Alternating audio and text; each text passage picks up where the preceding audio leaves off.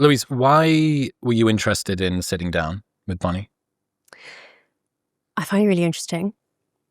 I think that a lot of it, just having talked to women about doing this conversation, the response from so many women is, I think, something like morbid curiosity. Yeah.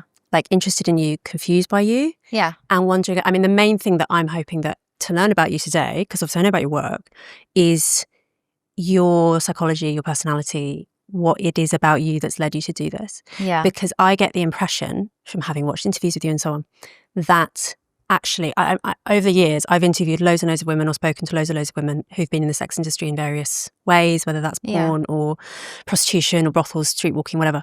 And every single case, they've talked about distress, trauma, or having a horrible time, like to varying degrees. Yeah. You don't talk about that. And I think that you're telling the truth. I think actually you don't find this work causes you psychological harm. Yeah. And I guess I want to find out why. I think Yeah. that's a really interesting question. Yeah. No, I think it's good because everyone always assumes. And even when I say multiple times, I'm not traumatized, I've not had a bad upbringing, everyone thinks I'm lying. And it's really not the case. And it's terrible for some people. Unfortunately, they've had a bad upbringing or terrible things have happened. But for me, I've just chosen to do this. How familiar are you with Louise's work? Do you know what she writes about? Are you familiar with any of her background? No, I'm not, unfortunately. Okay, how would you, what's the 30,000-foot view to explain to Bonnie sort of your philosophical underpinnings? So I guess I'm coming at this as a conservative. Yeah. And I wrote a book called The Case Against the Sexual Revolution. I'm generally critical of the sexual revolution and porn. I worked in a rape crisis centre before I became a journalist, which I guess has informed my All sounds very intelligent. Bless you. And my general view on the sex industry is like very negative.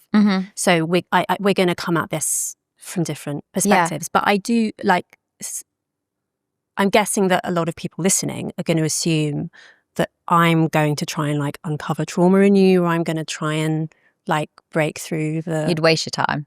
And I actually think that's right. And that's part of the reason I'm more interested in talking to you than I would be to say Lily Phillips. Yeah. Because I think that Lily, to me and to a lot of people, I think it's clear that Lily is actually suffering quite a lot and is having a hard time. She seems traumatized. Right.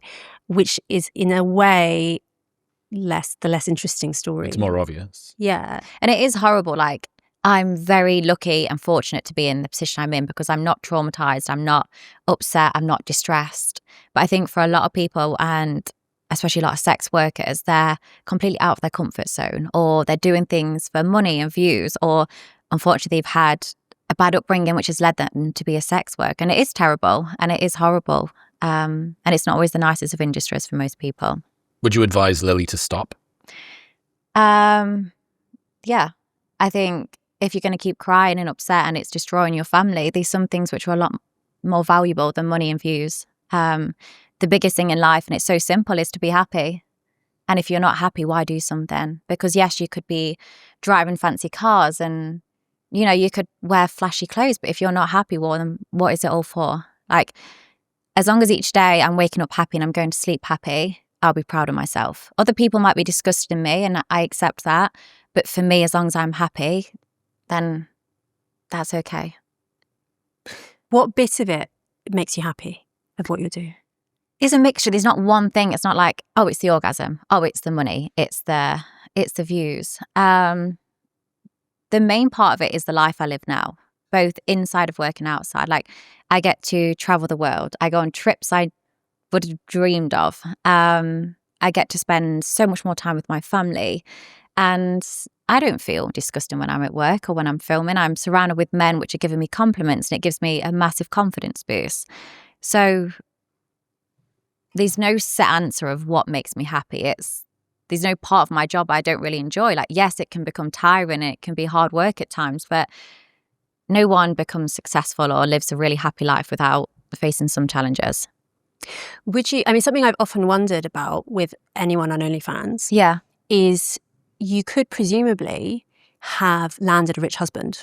Like, if you had set that as your object, you're like, I want to live a luxurious life. Fair enough. You could have made that your goal to be like the most successful gold digger in the world. And you would have achieved all of that, the travel, the living somewhere lovely, all of this, without the sex See, side of I it. see them as more of a sex worker than me.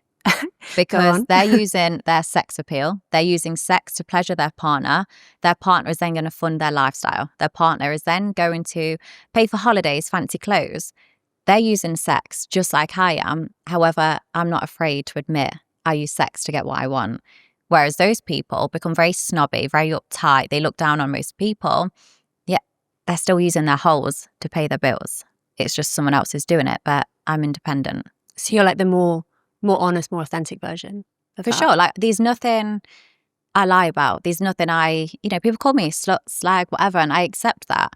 And people call me a sex worker because I am. Whereas if I was to say, look, you've married your husband purely for his money, in return you give him sex, they'd be like, no, I'm not a sex worker. If they stopped giving him sex, he's going to leave and go elsewhere. But they can't. They need his money. So is it also the vulnerability? Like I think at this point you've earned so much money. Yeah. You're set up for life, I would guess. Whereas I suppose a woman with a rich husband at any moment, he could just pull the rug. They're on contract. Yeah. They've got a longer shift than I have. That I could stop. They can't. Yeah. Do you think you ever will stop? Possibly. But I don't have a plan anymore. And for most people, that sounds really stressful. But I used to have the most structured life. I knew exactly what I'd be doing on a Tuesday at midday, where I'd be getting lunch from. And now I don't have a plan, because sometimes when you have a plan, you become so fixated on the future, what 1 year looks like, what 2 years, 5 years down the line looks like. And then you dismiss everyday happiness. You become so fixated on what the future looks like. You forget to live your life and live in this moment in time. So I can't say, oh, it's going to be 5 years or 10 years, because it might be in 1 year. I no longer enjoy it, so I'll stop. So there's no set plan, and that's okay. I much prefer my life now, even though I don't know what or where I'm going to be tomorrow, let alone 5 years. And you can't always say, like, when you was young, you'd enjoy going to the park, and then when you're a bit older, you might enjoy some other interests, and then goes to bird watching. Like, it always varies. So I can't say what's going to make me happy now is going to make me happy in 10 years. Do you think it would be difficult for you to stop, given that you've attached so much of your notoriety and sense of identity to this thing, that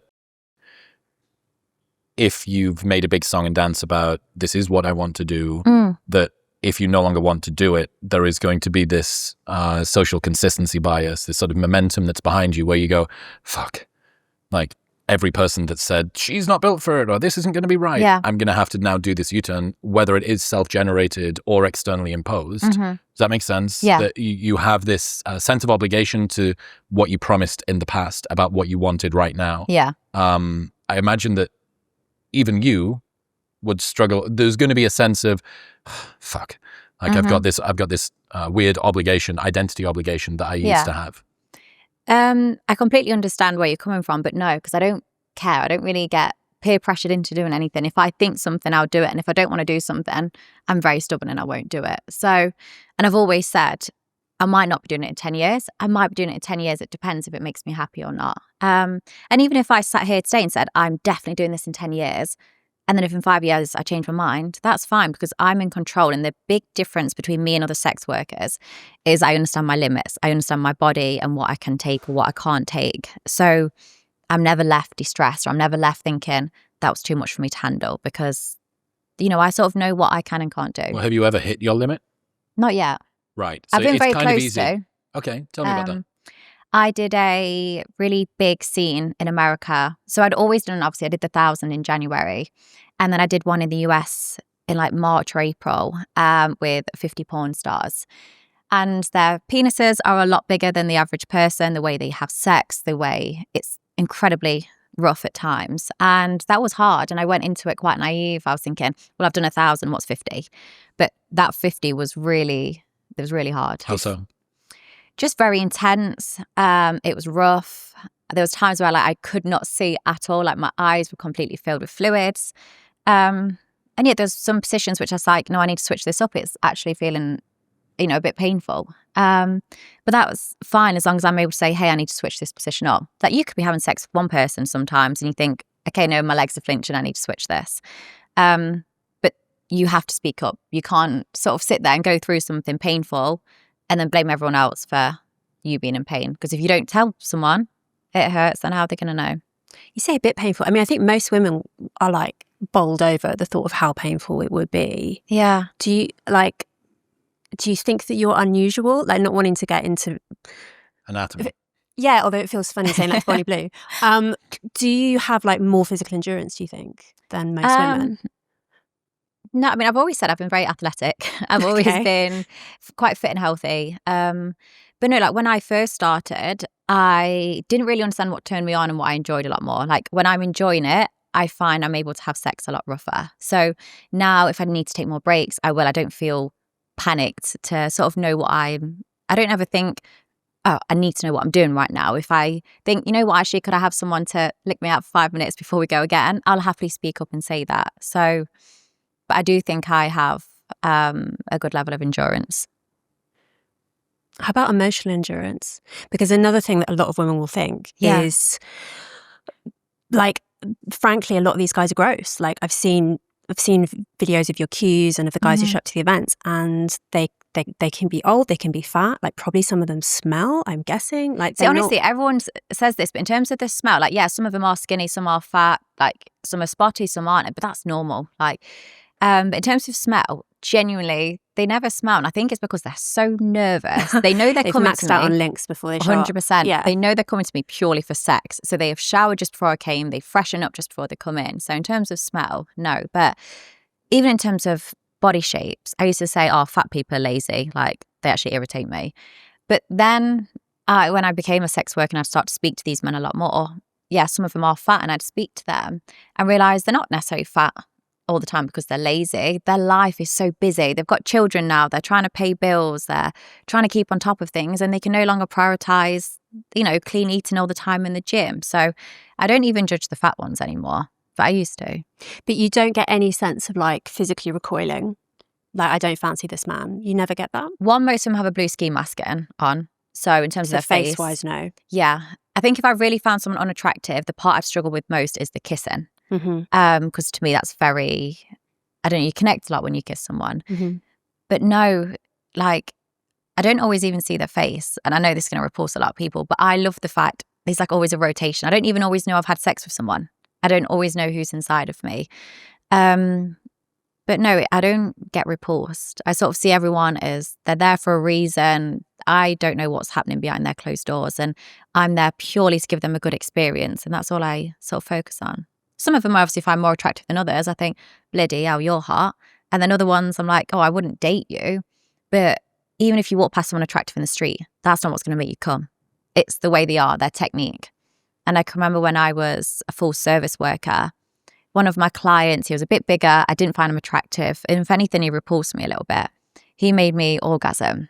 And I was like, oh God, should I be disgusted in myself that this guy that I don't find attractive has just made me come? And then I realised it's not to do with their looks, it's their technique and how they treat me in the bedroom.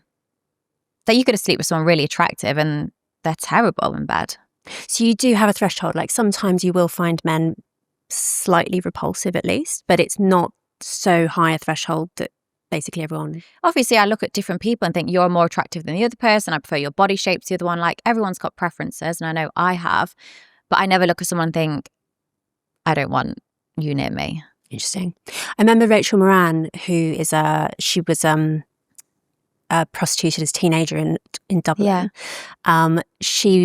Something that she says to women to try and like help them to understand what it's like to be in prostitution is imagine being on a bus or in a cafe or something and look around every single man in that room and think, I have to have sex with every single one of these men, like old, young, fat, whatever. And she uses that as the thought experiment for women because overwhelmingly they respond like, ugh. And what's unusual about you is you don't respond, ugh. Yeah. You actually I think if they were smelly and like stuff like that, that'd really get me. Like smell, I just think stick some deodorant on or have a shower, like. But because they don't smell, like that's my biggest thing. I think it's smell, especially because they're going to be in my mouth and I'm licking them. Yeah. But in terms of looks, I really don't judge, and I probably used to. But have now, you trained yourself out of it a bit? Not trained myself. I've spoke to them for years now and hours on end. Like if someone's got bad skin, it's not their fault all the time. Sometimes it's because they've got a terrible diet and they're lazy and they're not washing their face and everything else. But some people just have bad skin. Some people are super skinny. Some people are fat. And I'm always very open-minded. And I think that's allowed me to drop the judgment and drop the you repulse me, because I might see someone really fat and some of them come in with genuinely not even an inch and they're massive and I can barely find it. But I think, you know what? You've come to the event, like this might really boost your confidence. I don't know. You might be really stressing outside of this. You might be having a bad life and there's probably a reason of why you're so fat. But I just want to give you a good, you know. It's very philanthropic in that way. What do you think sex is for? Do you think of it as something? Is it sacred, relational, recreational, nothing? Is it the same as walking? It's a hobby. It's fun. And there's not really much to it before, like else I think about it. Before, like, I used to have a really low body count prior to being a sex worker. I couldn't imagine having sex with someone unless I was dating them or unless I imagined, you know, I wasn't having sex on a first date. Now it's within seconds. But to me now, sex is just it doesn't have to mean something. I can still enjoy it. It's an orgasm. And it's as simple as that. Before, how old were you when you became a sex worker? 24. I'm doing it 2 years, so 20. And that was 24. straight into OnlyFans? Yeah, well, I did cam in for a couple of weeks. Okay. Maybe for like 2 to 4 weeks I did cam in, and that really boosted my confidence. And then I set up OnlyFans. So before then, you said you had a low body count. You wouldn't do like gangbangs off camera, right? No. Because that's now your main thing. That's what you're known for. So prior to that, I was married and in a long-term relationship. Yeah. And so, like, where's this come from? Where's this massive change in your sexual preferences? To start with, money. Yeah. I didn't want to go back to work. I used to work in recruitment, long hours, restricted annual leave, and I lived the same life as everybody else. And then they sit and complain about it. I heard that you worked at Poundland when you were young. Yes, I did. That was quite bad, to be honest. I can remember someone pissed in a potty and gave it to me. And well, both the fact that it's called Poundland and they pissed in a potty, that was quite prescient, I guess, for the rest of your life. Yeah, to be honest, I should use that. But yeah, like, I used to be a waitress. I was a dance teacher, worked at Poundland. I just did anything for a bit of money. And I never really cared what job I did. Like, I worked at Pound Stretcher because that job paid more than all the other shops at the retail park. Other people wanted a job at McDonald's, but my job paid nearly £2 extra an hour. So I've always been more bothered about what life I can create outside of work as opposed to being bothered that I had to wear a Pound Stretcher outfit. But yeah, when I first started, it was money and I wanted flexibility in my life because I knew going back into recruitment when rush hour traffic, sitting there for 40 hours a week, if not longer, and only having Saturday and Sunday to myself. And then Sundays tends to be food shop, cooking for the week, and your whole day's taken up before you know it. So money and freedom was why I started.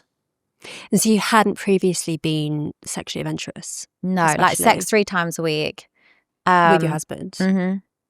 Yeah. How old were you when you lost virginity? 13. So that is quite young. Young, but I've always been very grown up for my age. So if I saw a 13-year-old now, some of them I'm like, oh my God, I can't believe I even had sex at that age. But I was very mature when I was 13. In terms of the group sex events that you're known for now, yeah, why did you start doing that? Was it because it turns you on, or was it because there was like a niche in the market? It happened by accident, to be honest, the first one. Well, I don't just trip into, you know, and end up in a gangbang. But I started off doing things like freshers and spring break. And I was at spring break in March last year. And loads of them had been saying that, like, at the hotel I was at, like, oh, I haven't had a chance to sleep with you yet. You've not replied to my message. And I was leaving the following day. So I just shared my hotel room number. I was like, look, I'm going to be here. I leave at 10 a.m. tomorrow. Just queue up, bring your friends. Like, the door's going to be open.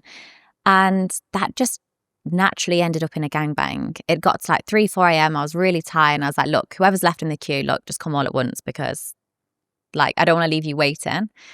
And that was the first time I did a gangbang. And I realized it wasn't what I thought. It wasn't dirty. It wasn't disgusting. These guys were having a laugh. They was high-fiving each other. It was more funny than it was sexy, to be honest. Some of them couldn't get hard. Some of them was finishing straight away. And I realized I loved the environment it created. It wasn't dirty. And I know people imagine it that way, but it was really just a fun experience for me and those involved.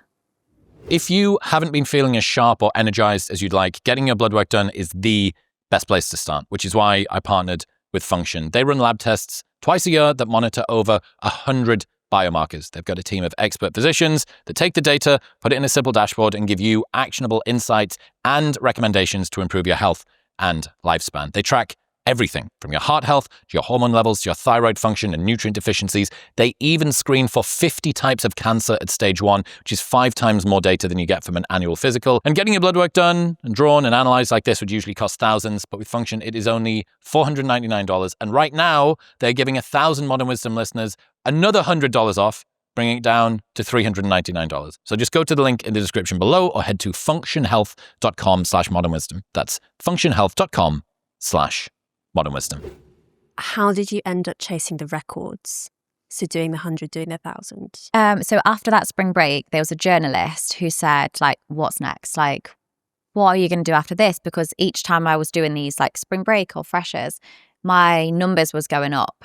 And he was like, well, why don't you do the world record? So it was actually a journalist, Joe, who sort of mentioned it. And I didn't think too much of it. I was like, yeah, that sounds brilliant. But I knew I wasn't big enough at the time to get 900, 1,000 people to be queuing up and having sex with me. Because it's one thing saying you're going to do it.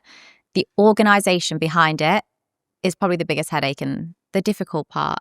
So yeah, it was in the back of my mind from March. And as the months went on, I continued to grow. My social media got bigger. I was building a bigger name for myself. So then that's why I did it in January. If you've got any questions, I can go on and on, honestly. I'm happy watching this go back and forth. It's girl on girl for now. I do like boy, girl as well. I'm sitting this one out. I'm in the corner. So I guess doing the big events and like shocking people. I mean, one of the things that you do in terms of your social media strategy is you troll everyone, right? Like, and particularly you're often addressing women and like the wives and girlfriends of these men, and really focus, like trying to get a rise out of people, trying to be controversial. Yeah. And one of the things, again, that I find sort of, as a woman, I find surprising, and having spoken to other women, they also find it surprising, is that you don't seem to mind women hating you. No. It doesn't upset you. You don't feel that need to be liked that most women do feel. It's another way in which, like, you've got the physical endurance, you've got the low threshold for disgust, you've got this appetite for notoriety. Yeah. I don't hate women at all. I know it can come across like I hate women, and that's honestly not the case at all. But I say many times, like, women are very easy to wind up at times, and they're the ones that spend more time on TikTok than their husbands. So if I'm using a platform like TikTok, I'm going to sometimes make my TikToks for women because I know they're going to complain about it, they're going to sit and watch it, and their husband is then going to hear it. So my videos, when I do the TikToks, even though it's aimed at women, it's aimed because I know the husband's going to hear about this one way or another. And the things I say, it can come across very harsh. I do believe everything I say, but I will word it in a very, I guess, rude way at times, because TikTok, you've got about 10 seconds before someone scrolls off that, if not shorter.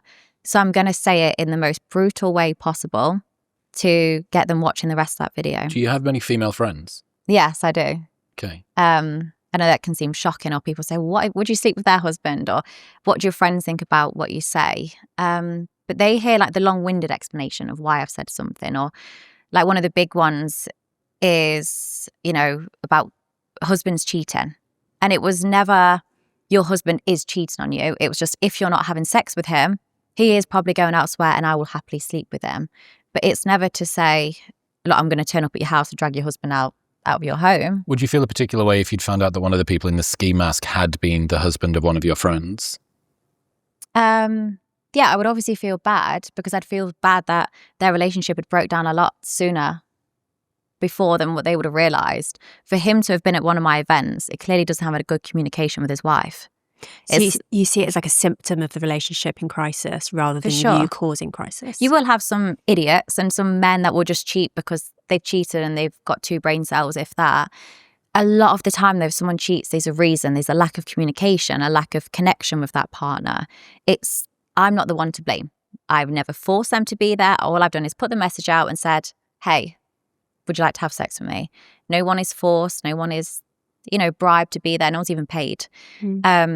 If a wife has ever been affected because I've slept with her husband, it sounds rude, but they need to look in the mirror. They need to look at the communication they're having with their partner. And I'm sorry they're in a relationship that's not happy, but I'm not the one that's ruined that marriage. That's true, but we would you would be able to say a person who's a recovering alcoholic or a person who just has a tendency toward addiction, it is smarter for that person to not be around alcohol all the time. And if there was some imposition by the government that put alcohol on every street corner, this person would find it more difficult to avoid that. It's far easier to avoid temptation than it is to to keep yourself away from it than it is to stop feeling it altogether. Makes it very easy. And the increased prevalence of this, the increased advertising of this, may cause people to think, oh, well, what's wrong with that? Like it's more easily available. I can put the ski mask on. No one's going to find out. For sure. It definitely is easy. I literally share the location. You just turn up.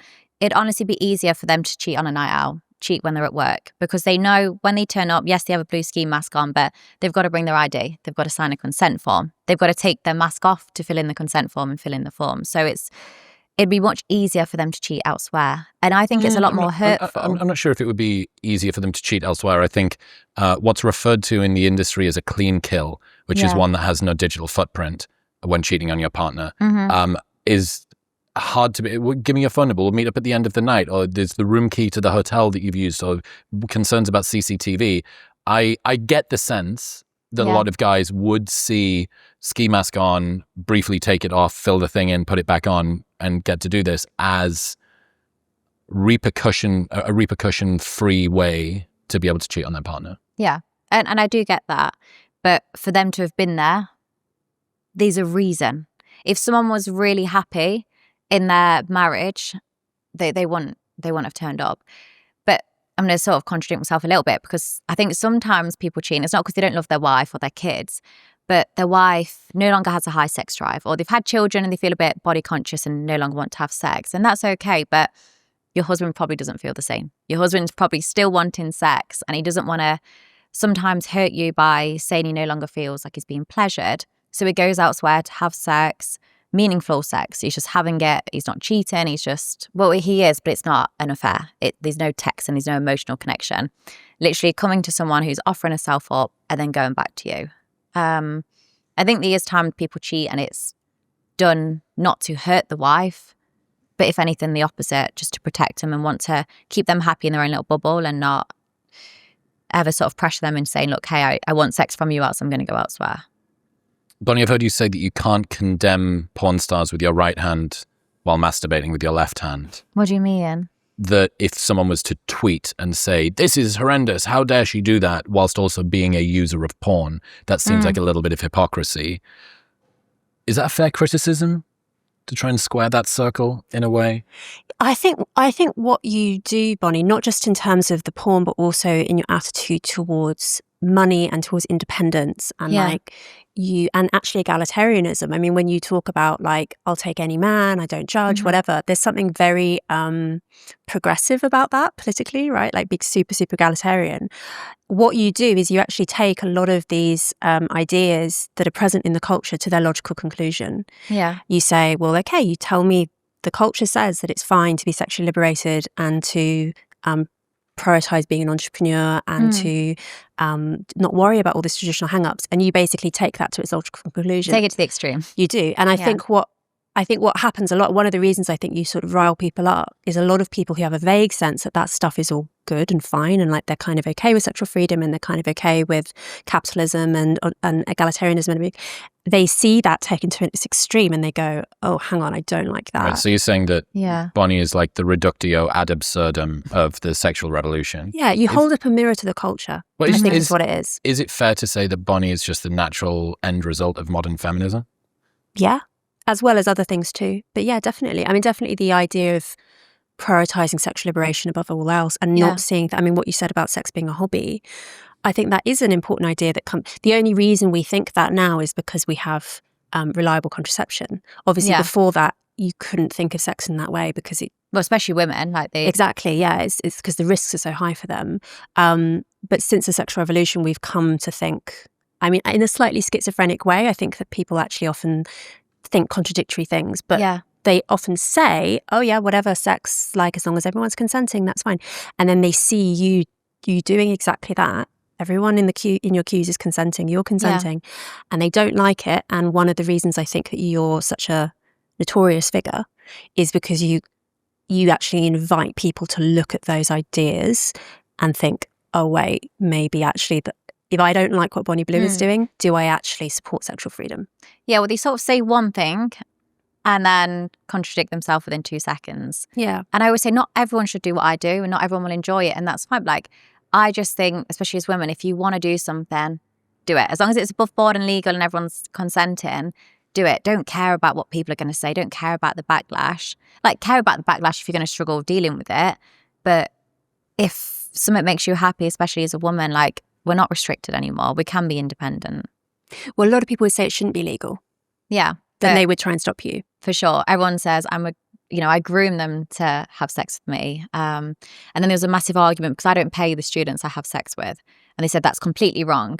But then if I'd have paid them, they're suddenly a sex worker and then there's bribery involved. So I honestly can't win. And I think that's why I just don't care so much as well, because if I do one thing, it's wrong. And if I do the other, it's also wrong. And one of the main hate comments I get is, oh, if this was a guy, they'd be arrested. If this was a guy, they'd be in prison. For the barely legal stuff. Have, for sure. But teen category has always been the most searched category in adult content. Yeah. But the only difference is it's always been the males that have been older. So all I've done is switch it. And now suddenly these women that don't care about these men saying they hate me because they're so concerned that if this was a guy, they'd be arrested and they think things should be equal. Is it just look in the mirror? Google, go online, you'll notice it's always schoolgirls dressed up. Like, even when I was young, for Halloween, we dressed up as sexy schoolgirls. Like, schoolgirl has always been a thing, and I'm not saying it's right or wrong, but don't cry about it being a schoolboy if you've never had an issue with the schoolgirl. You do, of course, do stuff with schoolgirls as well. Yeah. Which is quite controversial. I don't have an issue with it. I never said I have. And people had a massive uproar when I did the schoolgirl as well. Yeah.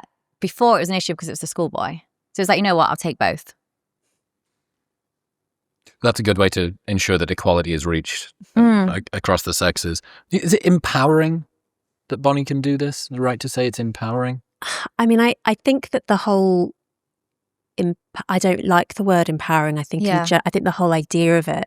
I mean, I think actually you demonstrate the problems with that whole idea, that you clearly are being empowered, certainly financially, and in terms of independence and all the stuff we've talked about. But I believe you when you say that this is good for you and that you're happy and and the men in the queue are happy and whatever. I mean, there is collateral damage in terms of the wives and girlfriends.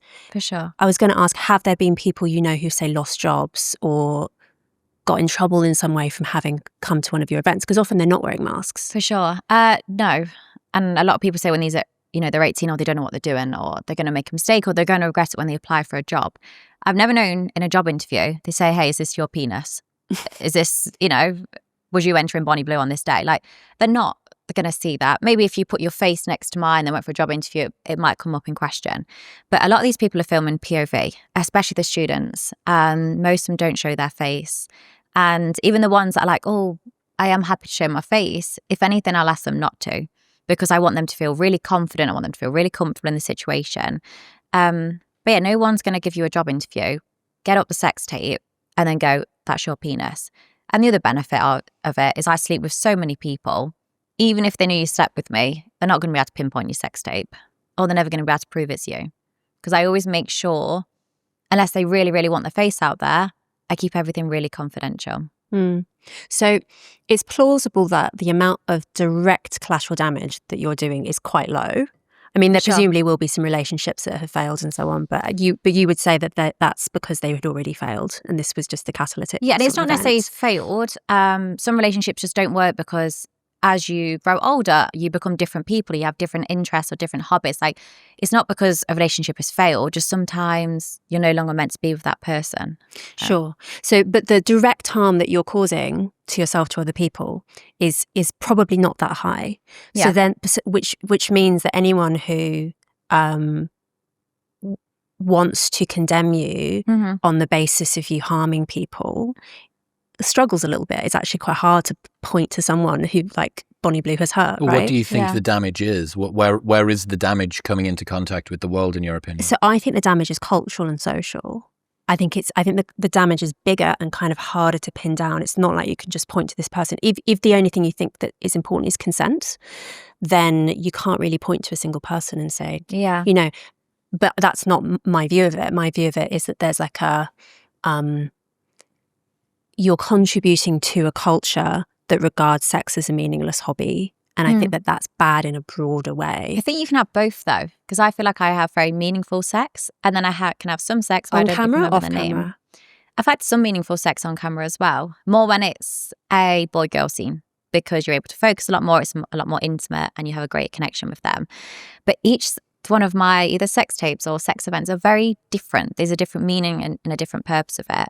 But yeah, with the damage I sort of cause, it's always from women speaking, saying how hurt they are, even though I've never touched them, I've never done anything. Yet the people that come to my events are nothing but grateful, polite, and say they've had a good experience. And a lot of these women that say, you know, I'm damaging, you skip 2 videos back and they're giving me death threats. They're saying, I want to turn up to one of Bonnie Blue's events and leave a black and blue. I want to make sure she leaves in a coffin. And I'm like, you're the one in the wrong. I've never hurt anybody, and I've never given anyone a death threat or said I'm going to beat you up or leave you black and blue. I think from what Louise is saying, it is very difficult to pinpoint, okay, if we work very hard on consent and assume that everyone is allowed to take radical responsibility, including you, for what's going on, everybody is consenting unless there is some situation where a person is not fully of their mind, or whatever the term would be, over the age of consent. It is difficult to point at the first order consequence of this, but maybe downstream there is something that is moving the culture in a kind of direction. So I guess an interesting question on that is, can you imagine a world in which anything happened that would make you question what you're doing? Are there any sort of consequences or repercussions that you can think of that would cause you to second guess the stuff that you're doing? If the people I was having sex with was coming to me with issues or saying, look, it's ruined my life, or I'm really hurt by this, or I regret it, it's a big mistake. Instead, I just see the same people a lot of the time at these events. So if the hate switched from the women that don't know me and are poorly educated, switched to the men that was at my events or the men I speak to online, I would really reconsider the way I do things and the way I approach things. But even with the whole barely legal things and the students, like the students themselves find it really funny. Like they know I'm not walking around the streets going, oh my God, give me an 18-year-old. They're walking around going, I'm barely legal. And they find it funny because they're not stupid. I mean, you've got some 18-year-olds that are, but you can be stupid at any age. They see how wound up, because they're much better at technology and TikTok and everything than I am, and especially their parents. So they see the backlash, me saying barely legal causes, and they find it funny. Like I'll be walking down the street sometimes, they're like, I'm barely legal, or I'm a virgin, can I skip the queue? So the people that say I'm very damaging towards 18-year-olds and stuff, they're actually more intelligent than these people making the TikToks, because they know I'm not walking down the street and I'm grabbing them out of school or universities. Before we continue, you are probably not eating enough fruit and vegetables, and you know it, and this is going to help. Good news, AG1 just released their next-gen formula. It is a more advanced, clinically backed version of the product that I've been drinking every day for years. So you still get the same 1-scoop ritual, but now with an even more thoughtful formulation, flavor, and 4 clinical trials behind it. AG1 has been evolving since 2010, continuously improving alongside the latest research, and AG1 Next Gen is the result clinically shown to help fill common nutrient gaps and support gut health, even in people who already eat well. In one study, it boosted healthy bacteria in the gut by 10 times. And if you're still unsure, they've got a 90-day money-back guarantee, so you can buy it and try it for 3 months. And if you don't like it, they'll give you your money back. Right now, you can get a year's free supply of vitamin D3, K2, and 5 free AG1 travel packs, plus the 90-day money-back guarantee by going to the link in the description below or heading to drinkag1.com/modernwisdom. That's drinkag1.com/modernwisdom.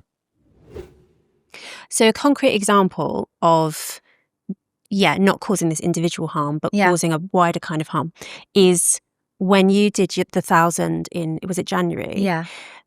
It happened at the same time and obviously caused a lot of media response. At the same time that grooming gangs were back in the news because of Elon Musk talking about it primarily. And then there was the wrangling over whether there should be an inquiry and all this kind of stuff. And some people pointed out at the time, it was not deliberate on your part. Yeah. But what it contributed to, you being in the news, was this sense that British women are sluts. Mm-hmm. And that obviously fed into this whole discussion around grooming gangs and the feeling that the girls have been asking for it. Well, we have this sexually liberated culture. That's obviously the really, really unsympathetic view that's taken towards the victims of these gangs. Do you feel like you end up feeding into that view of what British women are like? No, because I don't know how many women are in the UK, but there's a lot more than one. I'm one person out of the millions. But you have this massive international reputation.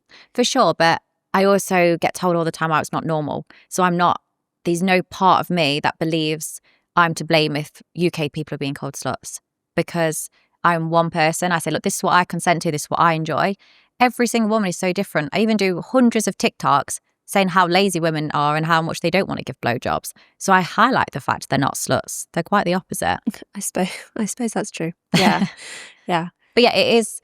I've been asked multiple times if I'm a cover-up, because the same time I've done something big's gone in the news, and unfortunately it's been sort of pushed down because my press has, been spoken about more, and that's terrible. And there's much more concerning things in the world to be highlighted and talking about. Okay, you're saying that your sex events are false flags to try and drown out some more deserving apparently news story. Okay, I've been asked if I was a spy before as well. Okay, but yeah, it's sometimes the timing's bad, and it's really unfortunate that sometimes my stories have been spoken about more than things that are honestly dangerous and damaging on society. So your concern is there's a kind of propagandistic effect of the type of pornography coming out of the UK that might make it more attractive for foreign people to come here, or for people who don't fully understand the culture to have a sense they haven't been able to do what you've said, which is, I keep on being told that I'm not normal. Something tells me that it isn't the people who don't have an in-depth understanding of what the culture is, because the only way they can say that's not normal is to have something to frame it against. This is normal, this is not normal, this is an outlier.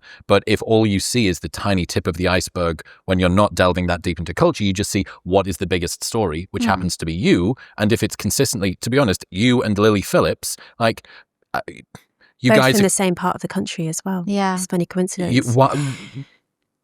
Is that a genuine concern? I'm not the only person to notice that the nature of porn is it's mostly produced in the West, and it mostly features white women and also East Asian women, but that's overwhelmingly.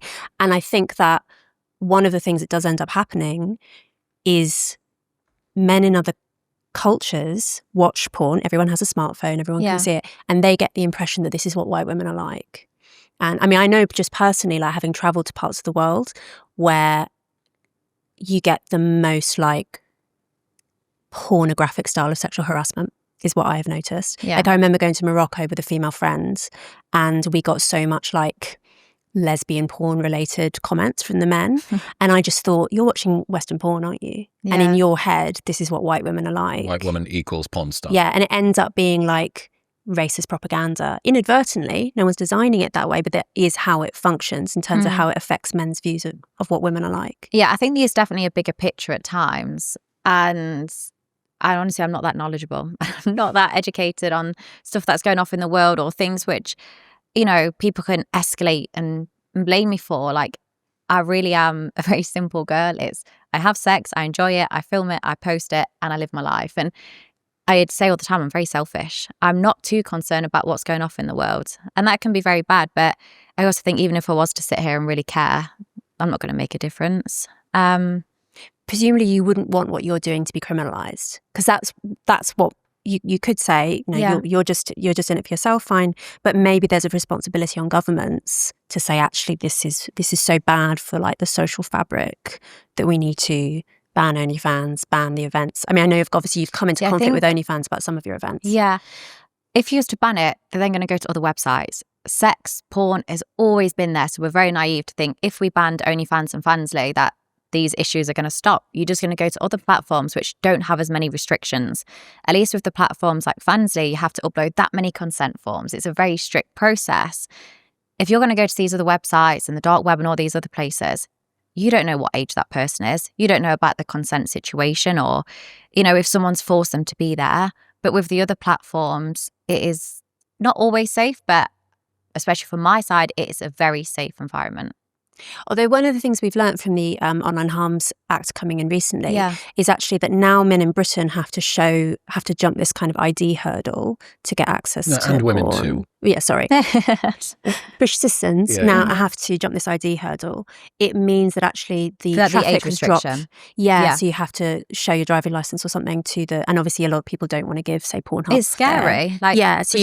But what it's led to is actually a massive drop in porn consumption. Yeah, it was 47% on Pornhub. So that does actually show that this is elastic. It's not like men are always going to seek out like a fixed quantity of porn. The frictionlessness is going to cause how much people access it. Yeah, and if it's harder to access porn, people will watch less of it. So I think the idea that like this is just, I agree to some extent that this is an inevitability, and even, you know, Roman wall murals featured pornography, and, you know, this is like a human eternal thing.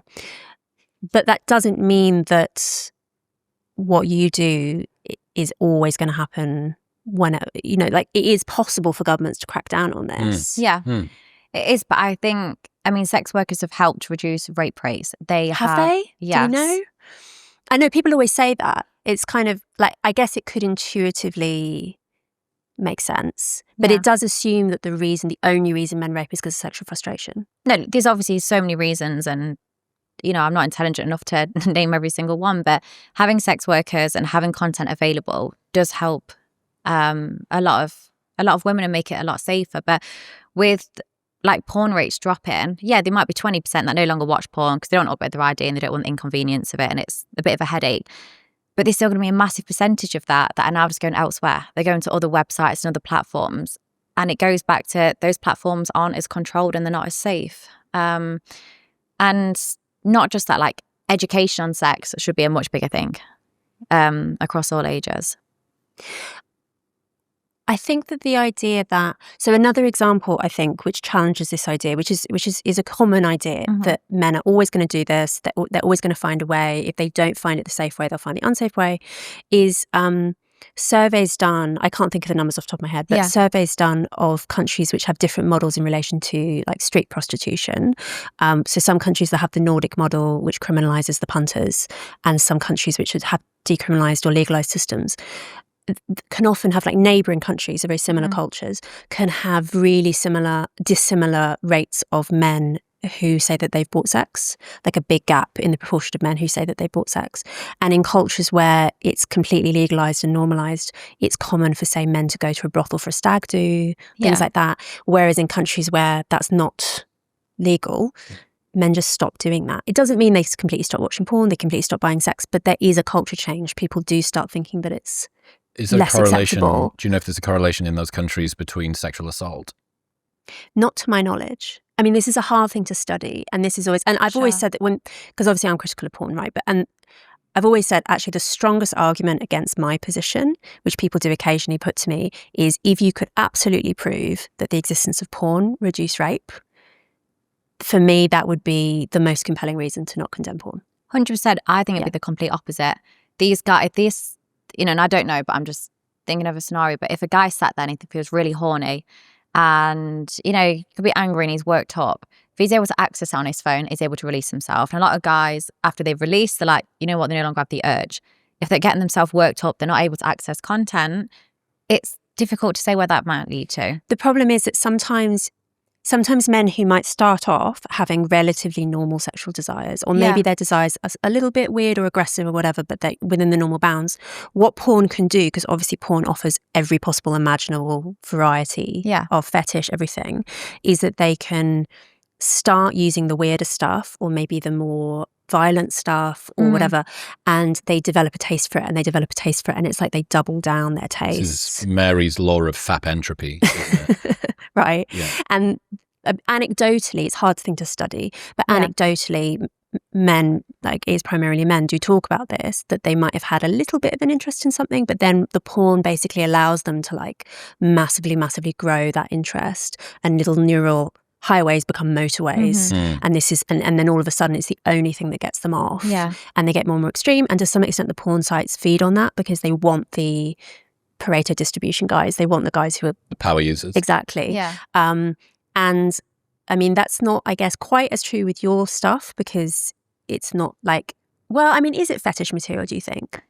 Is I'd that say like some of it is the like massive events? the gangbangs, but to be honest, in terms of like the sex world, there's some stuff I watch and it's like solo content. And I'm like, oh my God, that's crazy. Like they've just put this massive dildo up their arse. And I'm like, that's insane. Whereas they'd watch me doing a gangbang and they're like, no, that's insane. So everyone's got different things which they class as a fetish or extreme. For me, I guess it is somewhat of a fetish. Like gangbangs isn't for everyone, but it's not a fetish compared to like some of the stuff I see online or some of like the BDSM or some of the things which I deem crazy. But to some people that's probably normal. You do lean towards rough sex and sort of pro choking, at least for yourself. Yeah.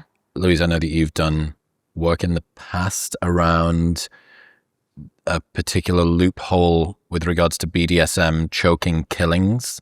Yeah, so I used to work for a campaign group. I'm only not working for it now only because we like succeeded in our goal, which was to change the law. But there was a period where it was increasingly common for women to get killed by men, and then the men would claim that they'd consented to whatever had caused their death. So say that, oh, I accidentally strangled her to death, but she did consent.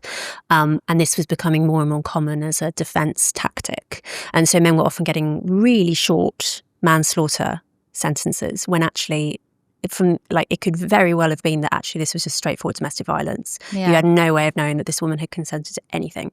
I'd say the police though is not, I wouldn't say that's purely porn's fault. I'd say a lot of that's the police. Like they wouldn't just be if there's a massive domestic violence. And I know some guys could just lose it and kill their partners. But if that was the case, it was probably a build-up. There's probably additional bruises, text messages, phone calls, other things which could say, like it wasn't purely because they'd watched rough porn. Yeah. I think domestic violence, there's a lot of other reasons and a lot more realistic reasons. Yeah, and I think often there were failures happening every stage, and often different police or judges or juries were quite credulous and they didn't take seriously the alternative hypothesis. For sure. But I think it was a clear example. It's still an issue in other countries. Thankfully, since the law changed, we actually haven't really had, I don't think we've had any men attempting this defense tactic. But it was evidence, I think, of when rough sex and choking is normalised, all of a sudden you have juries who a generation ago would never have known anything about this. It would have been like a really weird, outside of their realm of experience thing, suddenly thinking, oh yeah, that's plausible.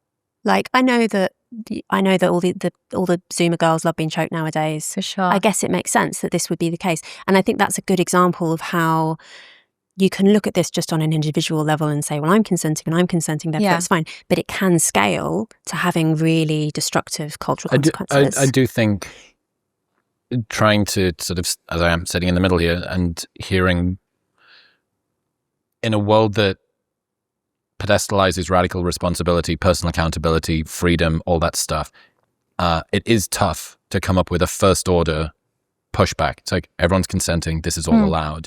That does seem to me to hold quite a bit of water, which is what happens when you start to move culture. What happens when guys start to think, well, Bonnie Blue likes it and she's the most famous porn star in the UK. And then you get to a situation where I do imagine that girls could be traumatized by guys dudes are nervous in the bedroom and they want to try and perform in a way that they think is going to make them attractive and masculine, and I'm going to do the thing. You go, it shouldn't have been that, like it wasn't that thing. That thing wasn't the thing you should have been doing. And that influence, that sexual culture influence, the reason that we don't tend to typically talk about it is that we don't try on sexual tactics the same way as we see somebody in a cool pair of cargo pants. That has only been a very recent invention that you would even be able to, maybe your uncle that was kind of a little bit like chill would have said, oh, well, you can do this in the bedroom or whatever. And that's it. It wouldn't, maybe your older brother, perhaps, I guess, but even that's a bit weird. So this world of sex technique influence and trends, I have to assume kind of really it's an internet phenomenon. It didn't exist previously, and you are going to be contributing to that. See, I disagree. I think the reason is like the porn I make, the consent is discussed on camera. When I'm talking about being choked, I always say, hey, can you choke me like this? Actually, can you do it a bit looser? And I've said from the start, some of these guys, when I started doing 18-year-old content, would come to me and do just that. They'd want to perform, they'd want to go really rough and they'd slap and choke me. I'm like, well, hold on a second, you're actually hurting me now. I'm confident enough to speak up to say, hey, like just how guys try and perform and really impress the girls, sometimes a lot of girls will just take it because they want to seem they want to impress the guy as well, make out they can take it and be rough. And there's so many anecdotal examples that I've heard of girls who don't have your confidence and don't feel able to be assertive in that way. For sure. And they'll have some guy choke them and they find it like terrifying, particularly if it's someone you don't really know. You're like, is this guy going to murder me? Yeah, but they think, oh, I'm going to go along with it because it looks sexy, or the guy thinks it's attractive. And I always say, like, in porn, that's never discussed. And I do think that should change. It should be, look, in this video, when you like watch American's Got Talent or Britain's Got Talent, it's like, don't try this at home, or this is done by an expert. Pornhub or other platforms should say, look, within this content that is extreme, the choking is done in a safe environment and it's consented and discussed before. Jackass. This program contains strobe lighting effects. Jackass. Right, yeah. But how many teenage boys did try what was on Jackass, right? Like everybody in my school. For sure. Despite saying this was done by trained professionals, do not try. But at least you sort of know, because some of these people that watch porn, they're not intelligent, or they don't know, or they've gone from sex education at school, which middle-aged teacher, not been laid, and you think, I'm not listening to anything you say. You might have had a quick chat with your parents. Maybe your uncle or a brother has mentioned a few techniques. That's it. You feel as a guy, oh, okay, I just need to try and give this crazy performance. I'm going to do it rough, slapping, hair pulling, and give her this crazy sex. And she probably doesn't like it. She's going to be too nervous to say. But in the sex I have with these 18-year-olds, or sometimes older because they're not very experienced, I explain to them how I enjoy to be choked, how long to choke me for, move your hand down a little bit. And that's all left in. I don't edit that out. I don't crop it. You see that in the video. And discussing consent isn't weird. It's sexy. It's sexy to say to a guy, I really like it when you do this, or can you do this, or, stick another finger in. Whereas most porn, it looks like this most perfect art performance. And when I used to do porn, I used to do that. I used to edit out all the bits where I've had to stop and get some extra lube, or I've had to switch positions, because I thought it needed to look perfect and look like everyone else's porn. And then I realised when I started sleeping with 18-year-olds how damaging that is. Even in terms of the fact I only slept with body shapes that no enough had perfect abs and big dicks, because that's what's, in the porn industry. Then when I realised how, I guess, lack of information is shared with these people, I was like, I'm going to keep all that in. It's not unsexy to not know how to pull hair or how to choke properly, or the fact you can't get hard, or the fact you finish really quickly. But it's made to seem unattractive because it's always cropped out and we don't talk about it. Would you ban that type of porn? The really fake style? No, but it should just come with a disclaimer. It's like a movie. If you wanted to learn how to drive a car, you don't watch Fast and Furious to learn. Yeah. And it's also not damaging to watch that. But who's going to make it have a disclaimer? Like, do you think the porn industry should be regulated, or do you think it should be Wild West? I think a lot of it is. There's a lot of content I would like to do and I can't do because they're saying it doesn't agree. What like? I'd love to be, I wanted to be tied up in a glass box. And the petting zoo. Yes. And I loved the idea. I was consenting to it. Everyone that would have turned up would have been understood my restrictions, my yeses, my nos. And that's another big thing as well. Yes and nos are discussed before you start a professional porn shoot. You go through you have a sheet and it has every single thing you could imagine, like fingering, hair pulling, slapping, and you go through that. That's never shown. You only see the end result. You see the perfect edited part. Whereas with my content, it's very different. It's very, very consensual. And yes, there is choking, but it's spoke about during it. But yeah, I think porn should have restrictions, and it should be told, hey, this was done by a professional, consent was discussed off camera. So then when these young guys are watching it and they go to have sex with another 18-year-old girl that's probably not that confident and going to speak up, in the back of their head, they sort of know the porn they watched did discuss consent and they discussed each other's limits. A quick aside, you've probably heard experts like Dr. Rhonda Patrick talk about the benefits of omega-3s. They support brain reduction. They support brain function, but they reduce inflammation. They improve heart health and are backed by hundreds of studies. It's really tough to get enough through diet. No one's eating that much salmon. Come on. And with Momentous, you're getting the highest quality omega-3s on the market. They're NSF certified for sport and they're tested for heavy metals and purity. Huge deal if you're getting anything that is seafood supplement related, which is why Momentous is unparalleled when it comes to rigorous third-party testing. What you read on the label is what's in the product and absolutely nothing else. Best of all, they've got a 30-day money-back guarantee, so you can buy it, try it. There's 60 capsules. You take 2 per day. You can take this entire bottle, and if you don't love it, they'll just give you your money back. So it's risk-free. And they ship internationally. Right now, you can get 35% off your first subscription and that 30-day money-back guarantee by going to the link in the description below or heading to livemomentous.com/modernwisdom and using the code modernwisdom at checkout. That's livemomentous.com/modernwisdom and modern wisdom at checkout. You admit that you're an unusual person, you're an unusual woman. Like there are a whole bunch of ways in which your preferences, your personality is like, you're like a far right tail on so many different traits. Yeah. Is it really true to say, therefore, that when men watch your content, they're learning about how they should have sex with other women? Not always, no. Like my porn really varies. Like I've still done some of the cliche, I've had sex with my personal trainer and I've tripped and suddenly I'm having sex. Like I still do some of the cliche porn, but a lot of my content isn't that. But I'm not also saying, oh, well, come and watch me for a sex education lesson. And I wouldn't be the right person at this moment in time to educate properly on sex because I could say something which contradicts that. But I do think more things, especially porn or whether that's at school or university, should be discussed about consent, sex, people's different limits, things they enjoy. Because everyone just gets embarrassed about the conversation.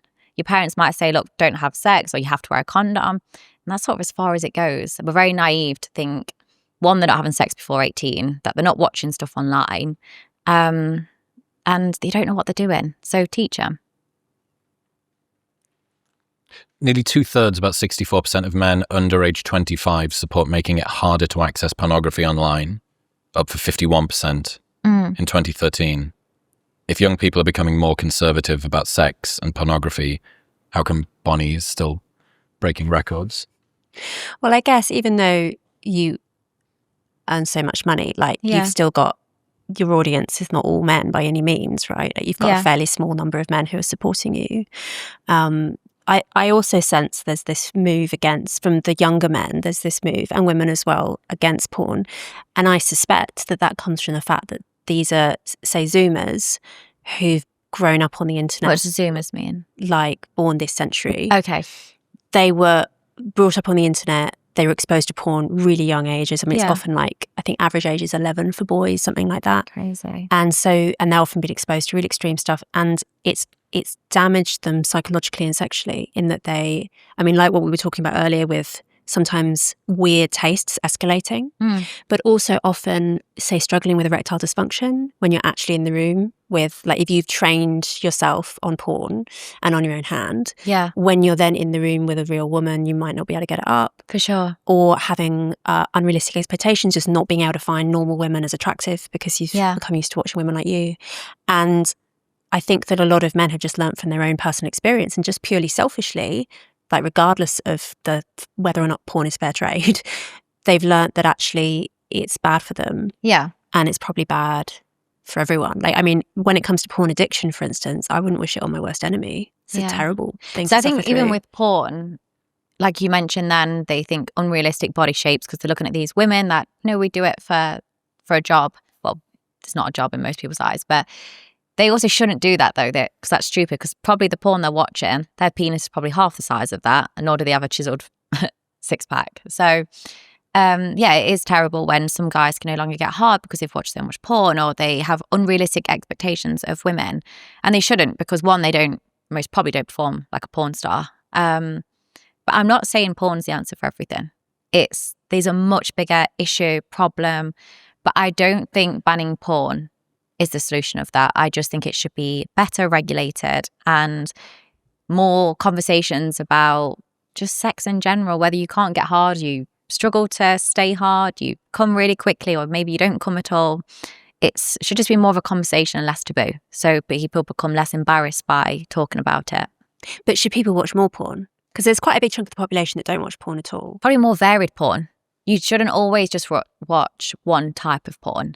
That's not going to be the issue, though. If you're talking about people who are being educated and getting used to sex in general, a power user or even a normal user of porn, I'm not convinced that they need a varied diet. What we're talking about is like one big group of people who don't use porn at all, and then this other group of people who, some of whom continue to use it healthily, and then some of whom sort of tumble down these darker rabbit holes. You could say that with anything. Alcohol, chocolate. Like, you can't summarize what one person can do, how I could easily have a couple of drinks and stop. Another person can't do that. They're going to, finish the whole bar. Or gambling might be a good comparison, because obviously gambling is legal in this country. Yeah. But we know that it hasn't always been. There's been periods where it's been banned.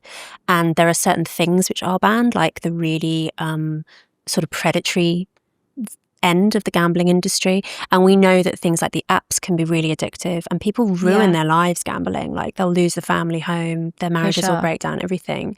And so I certainly think there should be regulation. I think most people do.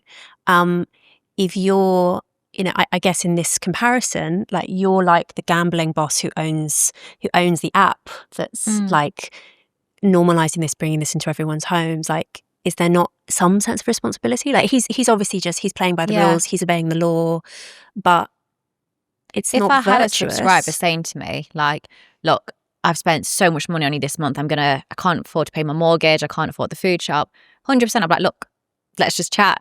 Stop spending so much money on me. I clearly want you to be able to pay your bills and do your food shop. So yeah, when I'm speaking to guys online and they'd, just sometimes disclose very personal information with me, I would never want to put them in a difficult or vulnerable situation, but I can't be responsible. Have you got an opinion on the financial domination industry? Are you familiar with this?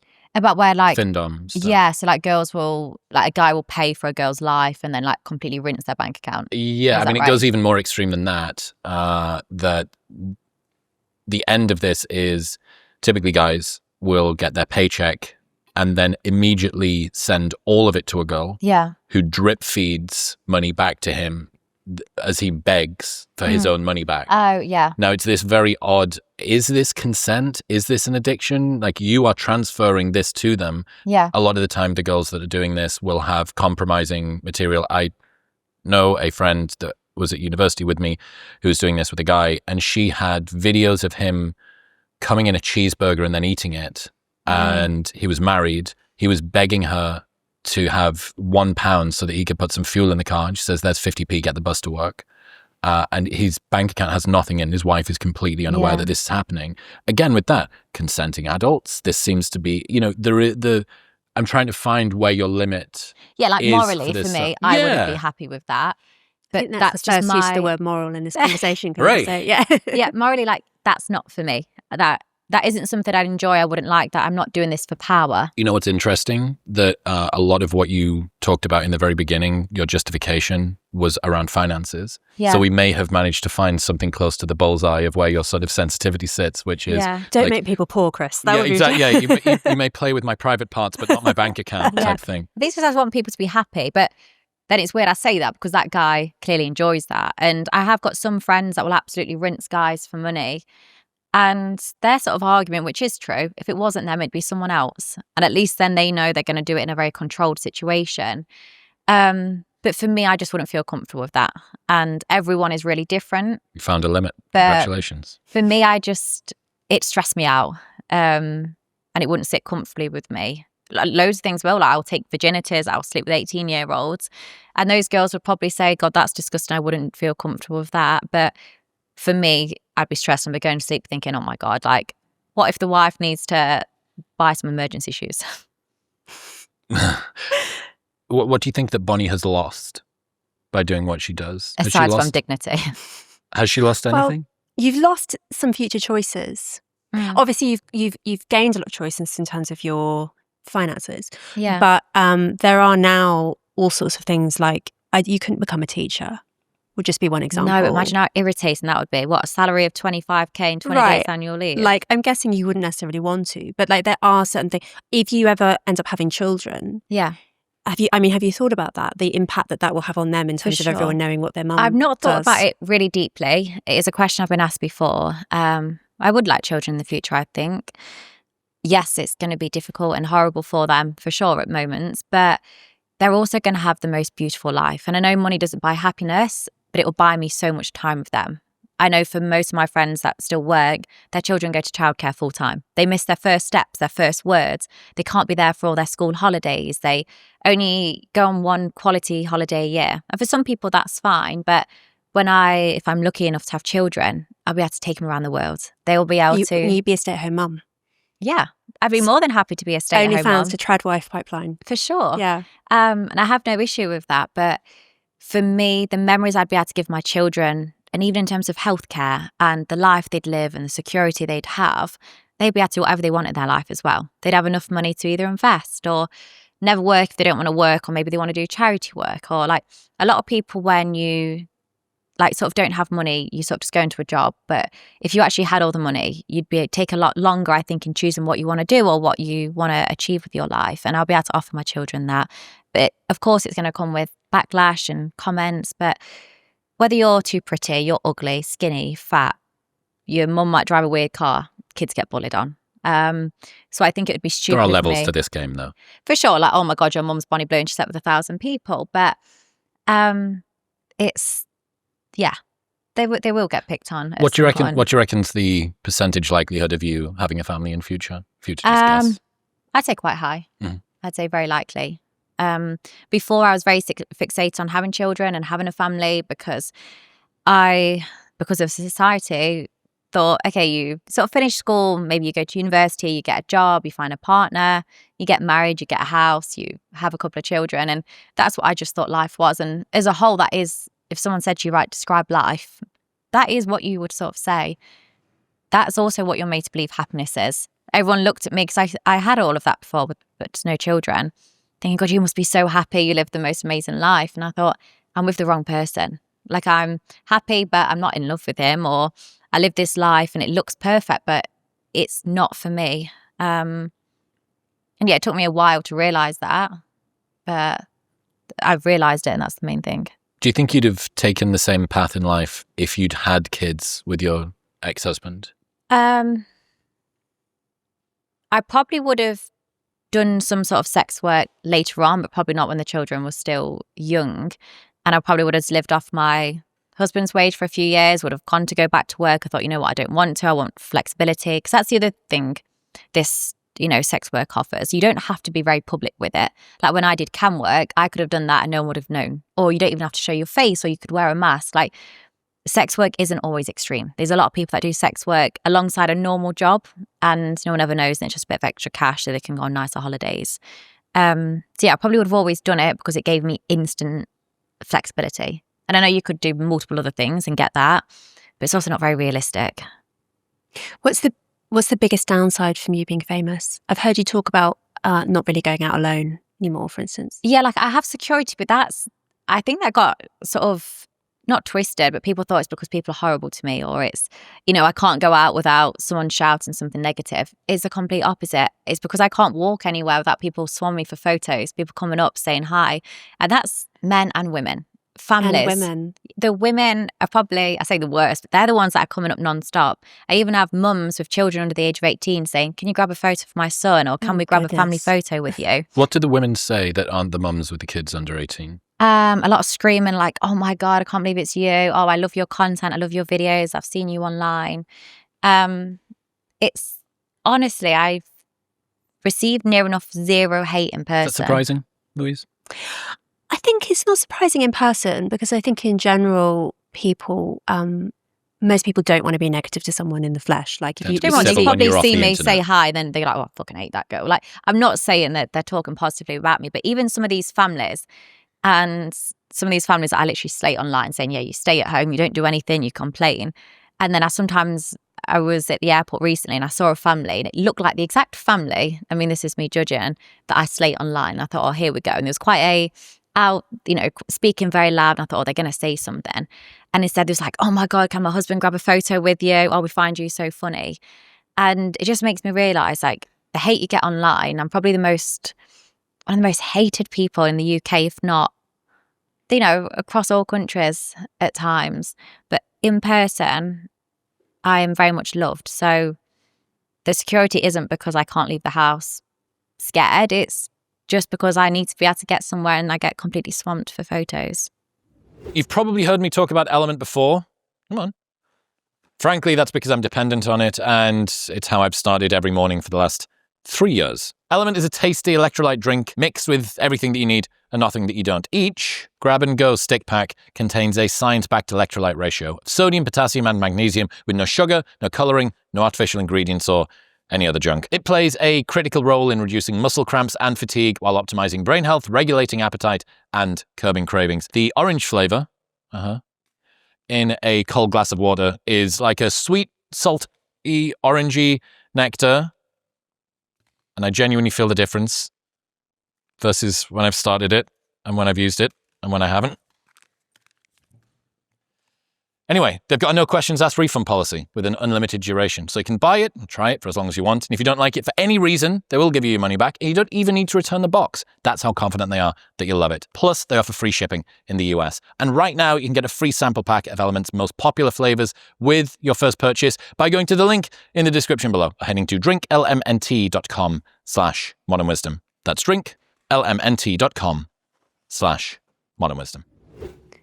Chris and I were talking earlier about the fact that we're both very we don't like negative feedback. We're quite sensitive, right? We don't. And for me, I find your ability to just withstand that level to say something like, "I'm probably the most hated woman in Britain," and be quite chill about it, I find almost as confusing as your ability to not be repulsed by a bunch of fat, ugly men. I don't know where it's come from. I don't know. Were you always like that? No, I'd say I've not always cared what people thought, but I've never been this much, oblivious. Well, not oblivious, but so much I don't care. Flippant about it. Yeah, I don't know where it's come from. And my sister, she's really sensitive. One of the hate comments the other day was like, "Oh, that bedsheet." I did a day in the live vlog and I was at home and they said, "Oh, her bedding was from Shein," and it made her cry. She's very sensitive.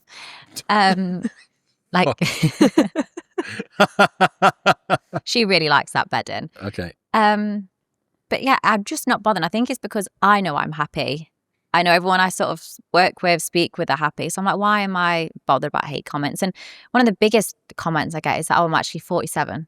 And I think, how am I going to be bothered about you judging my age? Or recently went viral that I'm apparently transgender. And all these hate comments are just completely made up. And I find it more amusing than I do hurtful.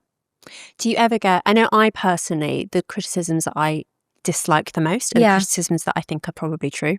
For sure. When they're ridiculous, I think, or whatever. But when they're a bit close to the bone, they hurt more. Are there ever criticisms you get which do sting a little bit because they're a bit true? I get called flat-chested and stuff a lot sometimes. And yeah, I have got small boobs, but I'm not bothered by that. I think... Do you have body anxieties? Because obviously you're just endlessly naked on film. Well, the top I was meant to wear today was strapless, but I have eczema sometimes on my arms. I was like, "Oh, actually, I don't fancy wearing that today." It's I clearly do care, but not to the point where I used to.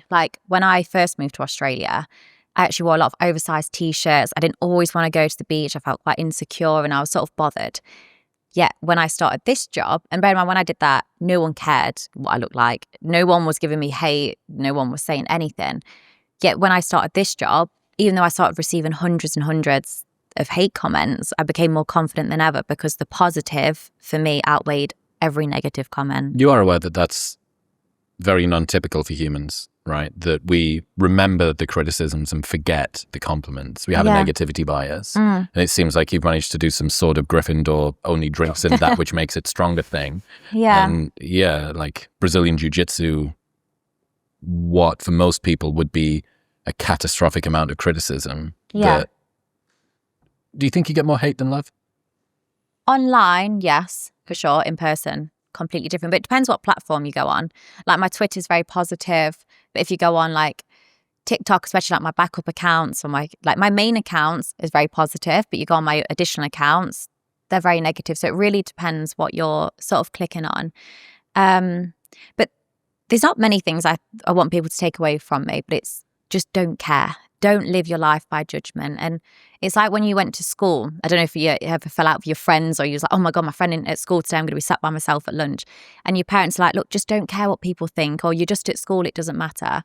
And then you come away from school and you realise how silly you was to a certain degree for caring about what people thought about you at school and if they thought you was popular or not in the popular group.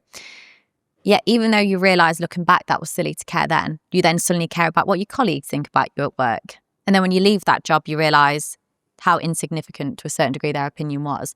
But then you keep continuing to stress about your current surroundings. But I don't care. And that is genuinely, I think, one of the best things about me is I'm not, I am sensitive, but I'm not sensitive to the point of I'm aware that I'm never going to look back on my life and go, I wish I cared less about what people thought about me. I'm already in that mindset. And for most people, they can't do that. They're worried about what their colleagues think or what the family think or what someone they went to school with is going to say about their new car or their job they're in. I mean, it's such a natural human instinct, though, to care about your peer group and about. I mean, something that I've often said is that there are various ways in which men and women are different from one another psychologically and personality-wise and stuff. And even though there are obviously individual outliers, there are quite big average differences. And so, for instance, women are less keen on casual sex than men are on average.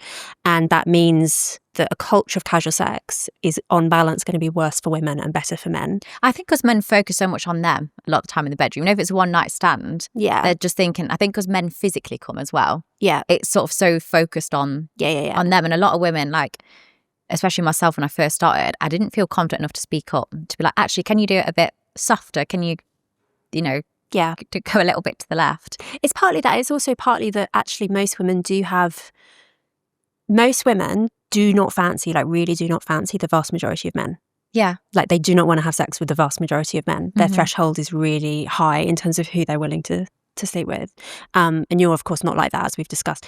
But I've always said, I don't think that our current sexual culture is, on balance, very good for women in general. Yeah. But that I believe that there surely is some unicorn woman out there who is perfectly suited to the sex industry. And I think maybe you're it. I think you've got every trait necessary in order to withstand it and do well by it. I guess the problem is not everyone, you have to spend a long time talking to you to realise that that's true and to realise quite how unusual you are. And because I feel bad when other sex workers try and either do the same or think, God, for me to be a successful sex worker, I need to do that. And that really isn't Lily the Phillips, case. Right? Who I think we all agree is suffering from this, actually.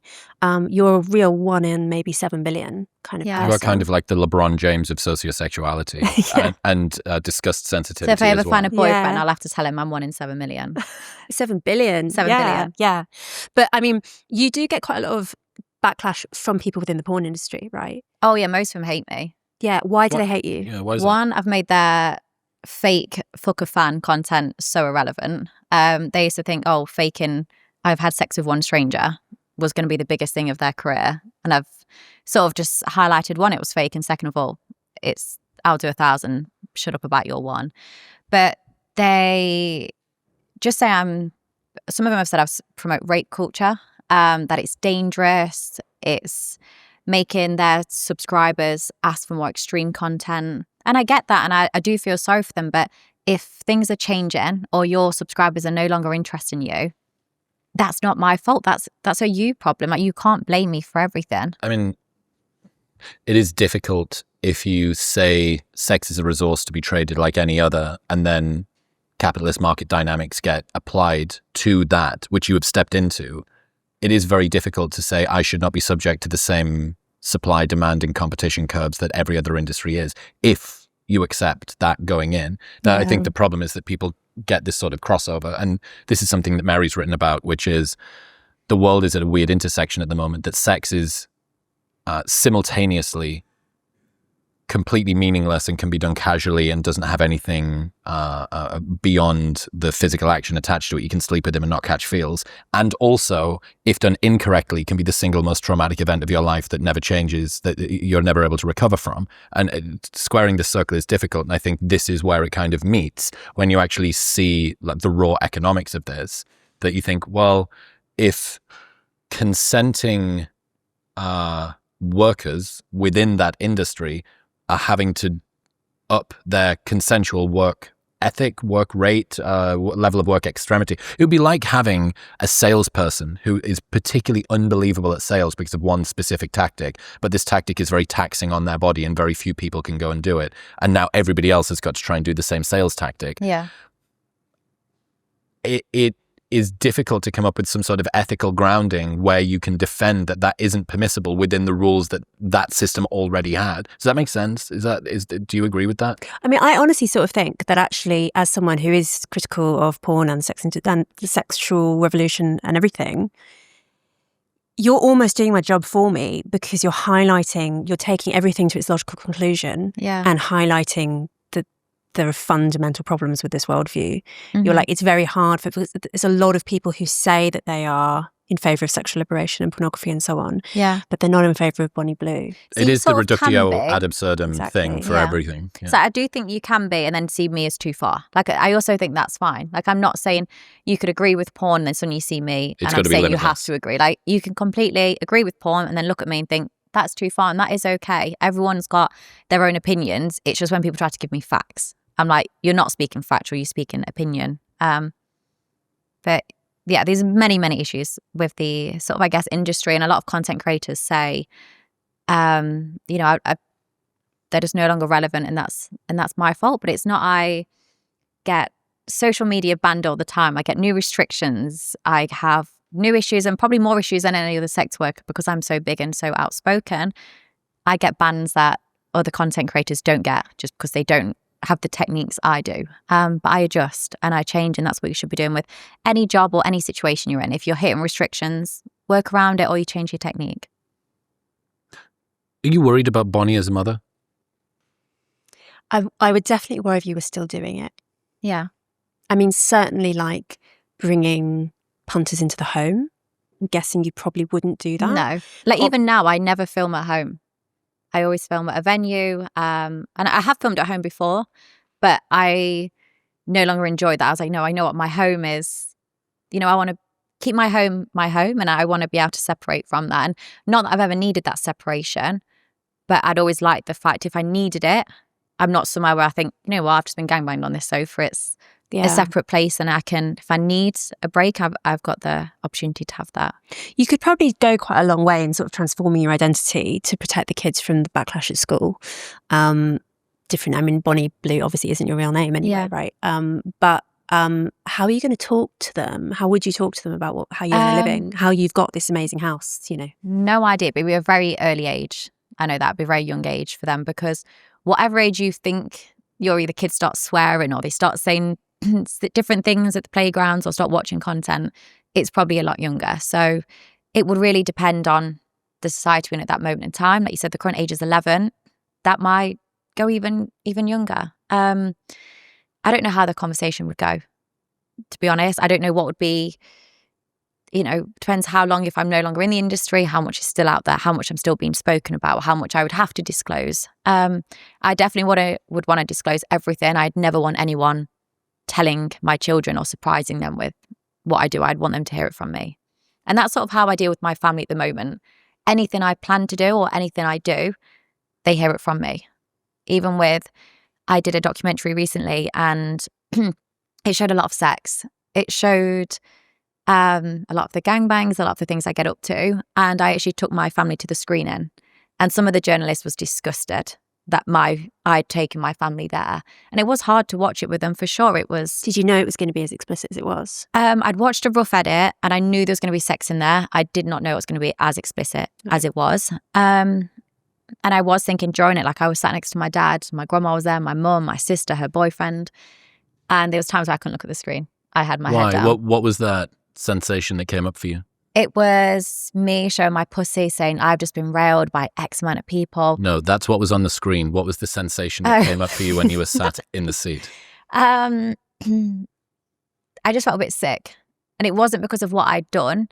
It was just, this is the first time my family have really been exposed to this right now. And they're sat front row in like this cinema room and they've got journalists behind them. I'm going to just keep my sort of foot on this point for a second. Yeah. Beyond feeling sick, what was the emotion that came up? Like, what was the feeling? What was the sense beyond physically how it manifested in your body?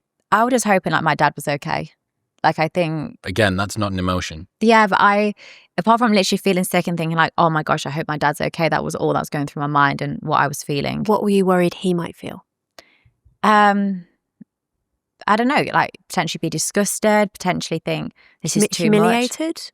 Yeah, you mentioned front row, so they've got journalists looking at them. So was that feeling of like exposure? Journalists behind?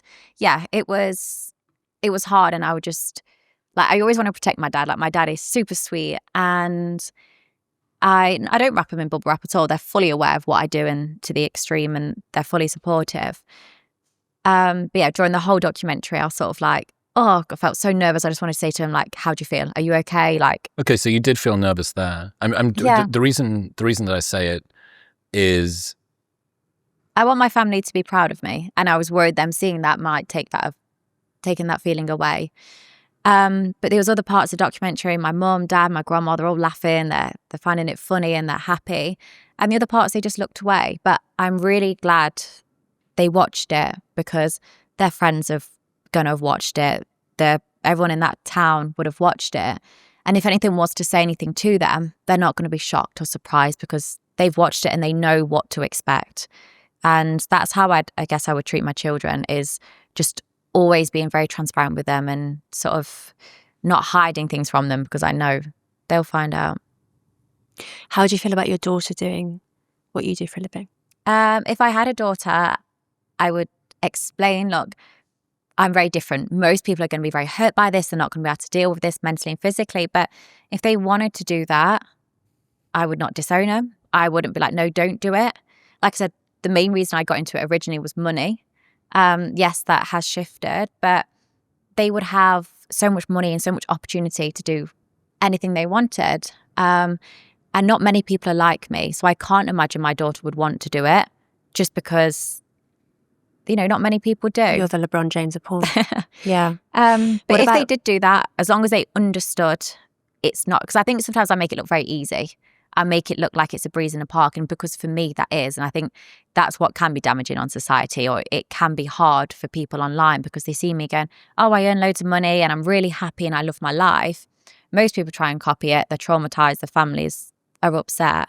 So yeah, it's just making them aware. I do say it's easy, because I think of my dad working hard. He worked 2 jobs. He worked night shifts. He had to work in terrible weather conditions. I'm like, that's hard work. Me lying on my back ain't that hard. So it's not hard, but it is hard. I was just thinking of that scene in Blackadder. Do you remember in Blackadder goes, the second series, the Tudor one, where it starts off with a man who's saying, oh, daughter, we're so poor, blah, blah, blah. And she says, yes, father, I'm going to go to London. I'm going to make my fortune. He says, no, I want you to go on the game. Just make a living lying on your back. It's so much easier.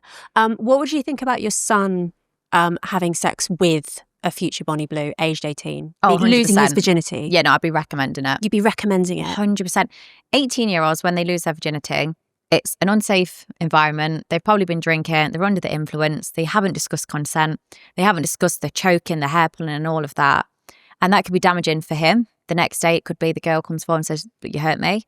Or it can just be damaging for them because they're made to feel insecure, or they're laughed at for whatever reason. Them being sent to a sex worker is a very safe, controlled environment.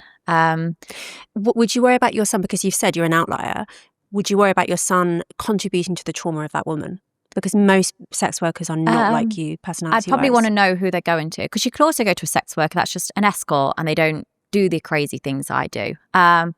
Or like, I mean, every single person is different, and I'd want to help them. Because I wouldn't want them to go into someone that absolutely hates it and is doing it purely for the money and they feel traumatized from it. So I'd want to help the guy and make sure they go to a good sex worker. What would you say if your children of either sex, say they became religious and they decided that actually they wanted to wait until marriage to lose their virginity and do it the traditional way? What would you say to that choice? That's fine. Like, I think sometimes it's lovely when people are really religious. I don't have an issue with it. I personally will never be religious. But yeah, if they wanted to, they would. But never say never, Bonnie. That might be the new challenge. I'm burning in this building right now. But it's, yeah, if they became religious, I mean, I can't imagine my children would. But if they did, that's fine. I think those that do, I think, oh my God, that sex you've thought about for about, 25 years is going to be terrible. It isn't going to be good. I remember I think you were quoted in an article saying, I have never confirmed I was pregnant because I would never, ever lie about pregnancy. Bonnie added, saying that doing so would be a step too far. Yeah.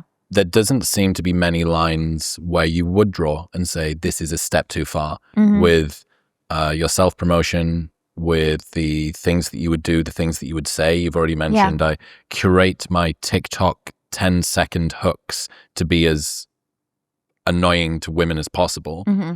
What is it about pregnancy that's sufficiently sacred that I would never, ever lie about it? Doing so would be a step too far. I tried for about a year and a half with my partner to get pregnant, and I was unsuccessful. And I found out if I wanted to conceive, it'd have to be through IVF, which was really hard, especially at the time. I would not have had the money to go through IVF. I would have had to save up for a couple of years. And when your friends around you are having children and everyone's falling pregnant so naturally, it was very hurtful to continue to try, and even buying like all the ovulation tests to help my chances. It was really expensive, and I couldn't afford to keep doing it. So yeah, the press in a nutshell, I think this was like shortly after the 1,000 there was rumours saying I was pregnant. It started off on TikTok, then it was on Twitter, and then Instagram. Lily Phillips was doing the same thing, if I remember correctly. Well, yeah, the rumours had started about me on TikTok and all these other social media platforms, and then journalists started reaching out saying, we want you to comment on your pregnancy. And we just ignored it for a couple of days, thinking, well, we're not commenting, I'm not pregnant, I don't know where this is coming from. And it just continued to escalate. So then I decided, okay, let's play into this, and then we'll use the extra income we get from the more press, the more views, to put towards somebody's IVF journey. So the only thing I did do was upload a photo on my Instagram story of a pickle covered in chocolate and sprinkles and put cravings.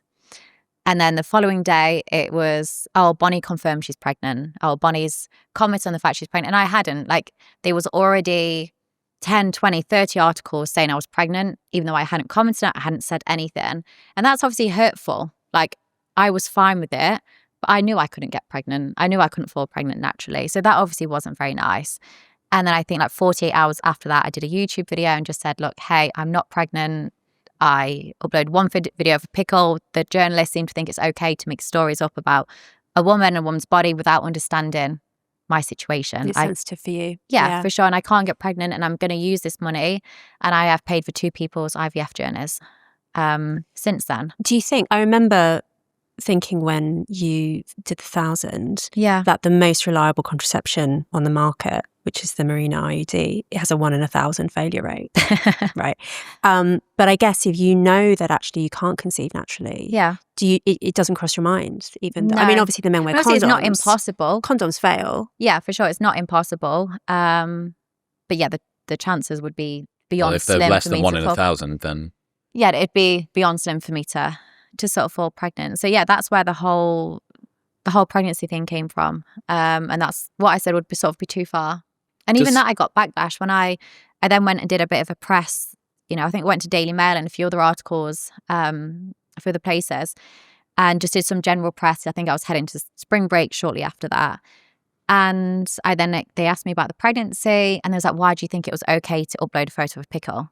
Even though the Daily Mail had already uploaded an article prior to that saying I was pregnant. And I was like, so it's okay for you to say it and to apparently confirm I'm pregnant. But then when I upload a photo of a pickle, I'm the one in the wrong.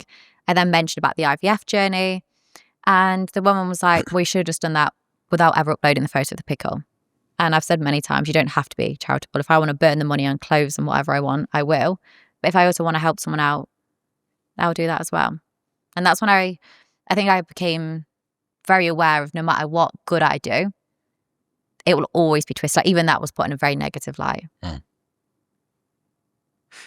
I'm interested in that particular area of sensitivity. Yeah. And you've had varying levels of strength of accusation that you're a psychopath, or on other corners of X that you're possessed by demons. Yeah.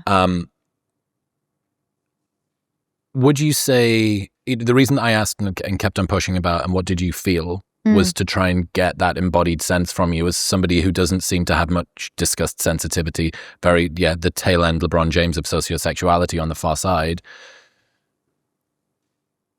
How would people have described you as a kid? Were you an emotional girl? Not emotional in terms of crying loads and like really upset, but I've always been really happy.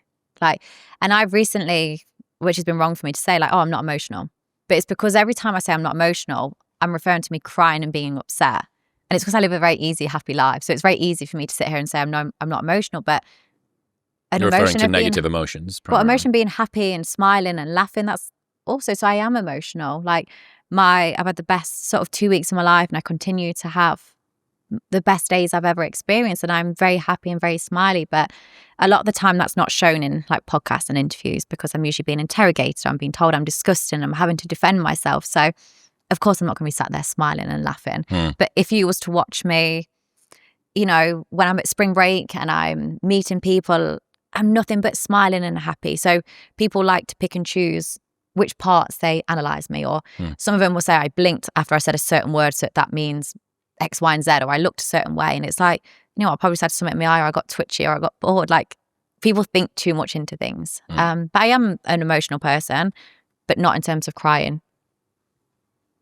The reason I ask is I wonder how formative those 18 months of trying to get pregnant were. And it does seem like a bit of an inflection point in your life. And maybe this is just part of a marriage that wasn't right, and a bunch of things coalesced at the same time. Maybe you did get some sort of realization. Maybe this was one realization that caused a bunch of different torpedoes to be fired at different areas of your life. What I'm going to do in terms of a career, what I'm going to do in terms of a future, what I'm going to see myself as, my level of sexual openness, my current partner. All of that together, plus I would never ever lie about pregnancy, to me showed potentially laid an explanation that how much of this is the blast radius of fuck, I really wanted kids and it turned out that I couldn't get them, and I'm now coping. Yeah, I completely see that. But if I wanted to be with my ex, I could have been. If I then wanted to pay for IVF, I'm in a situation where I could pay for it for myself now. So if it was, I was still doing this because I'm trying to pay for IVF, or I'm wanting my ex back, I'd completely agree. But I couldn't get the divorce through quicker.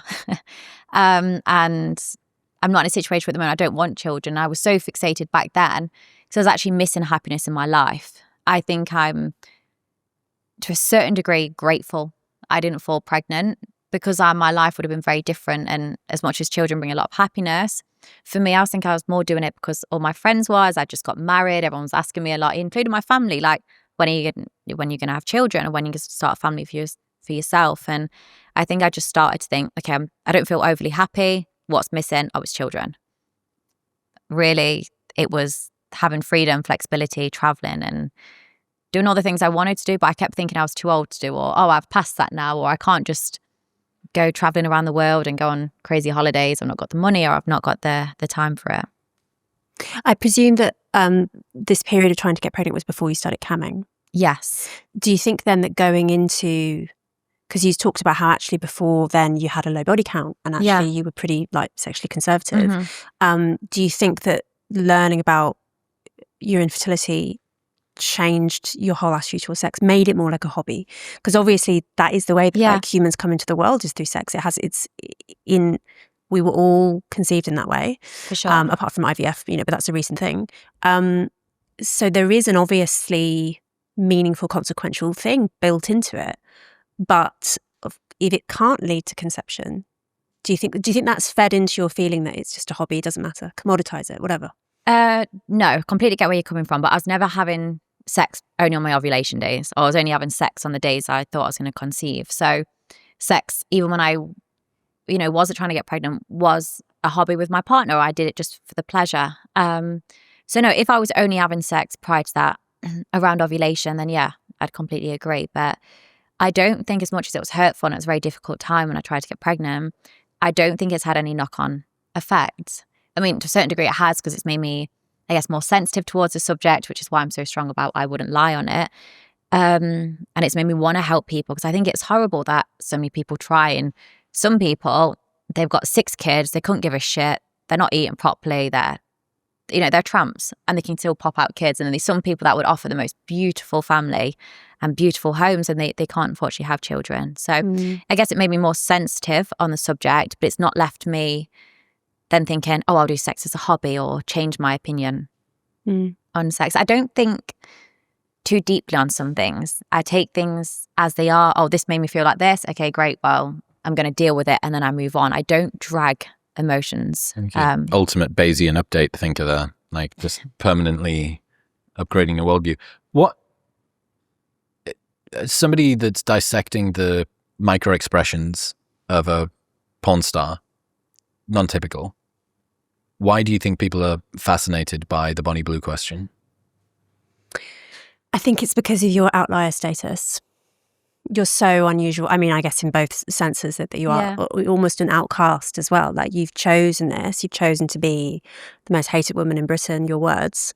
Yeah. And yeah, I mean, you've said a few times in this conversation that you're not intelligent. I've heard you say that elsewhere. I think you're actually really intelligent. I am, but on things that like, you won't want me on a pub quiz. I'm not good at geography and all of that. Like, and there's loads of things about the world that I probably should know, but I have no interest in. But you're very quick. Yeah, like if you was to question me on sex and 18-year-olds, the reason I never... Expert. Yeah, I am. Like, it's because that's what I enjoy. That's what I do each day. But even with that, there's loads I don't know, and I don't pretend to know. Like, I get asked sometimes really intelligent questions. And I think, I don't understand half the words you've just used. I don't know what's going off. But like, I'm never claiming I know everything. Like, I simply don't. Yeah. One of the things I've noticed in how you talk about people is that you'll be so non-judgmental about, say, men being fat or all this kind of the physical stuff, etc. One group though that you are consistently judgmental towards are lazy people. Yeah. People who don't work, benefits grounders, that kind of, and they're the ones that complain about life the most. And I think, you lazy shit, get off and do something about it. Like, unless your arms and legs are chopped off, you can probably get up and do something about it. And that goes for other people as well. Like, if you're complaining about something, they're the ones that blame everyone else. And they're unhappy, they're miserable, and they take zero responsibility for it. Like, I take responsibility for my actions, and I have taken my life in my control. And even if I'm talking about to family or friends and they're complaining about something, I'm like, do something about it. Don't keep coming to me with the same issues, because you're going to have a very blunt answer. You're a very high agency person. High agency, what does that mean? In that you set your mind to something and you just make it happen. For sure. And a lot of people aren't like that. And I wonder, because so many people are interested in you because they see you as strange and that you confuse them. Do you feel the other way? Like, do you ever struggle to empathise with why, say, some women really wouldn't want to have sex in the way that you do, or some people are really upset by negative criticism? Or do you find more normal people confusing? No, because I'm actually so normal. Like, I know. Sorry, Bonnie, I really need to stop you there. That's not true. Like, aside from, everything we've talked about, my day-to-day life, you would be amazed. Like, if you knew me, say if you didn't have a phone, you didn't go on the internet, and you didn't know I did what I did, and you just knew me as a person, you would never add up me as a person does this, because I am surprisingly normal. I always say I'm just a girl. I'm actually very simple with what I enjoy. I'm not high maintenance. I'm what do you just spend your money on? Because you've got so much. Like, do you have really expensive tastes? I spend a lot on fashion. Like, I really enjoy sort of the fashion side of things, memories. Like, I would sell every single item of clothing I have to make memories. It's like, I recently went to the Maldives and went snorkeling. It was the most beautiful experience. Like, I'd always choose memories over anything materialistic. But it's hard to burn through so much money, to be honest. So I save a lot. I remember, Chelsea Ferguson. Do you remember her? I recognise the name. AdmireMe.vip. She was the girl that founded that, which was a early British competitor to OnlyFans. Oh, okay, yeah. Chels Fergo.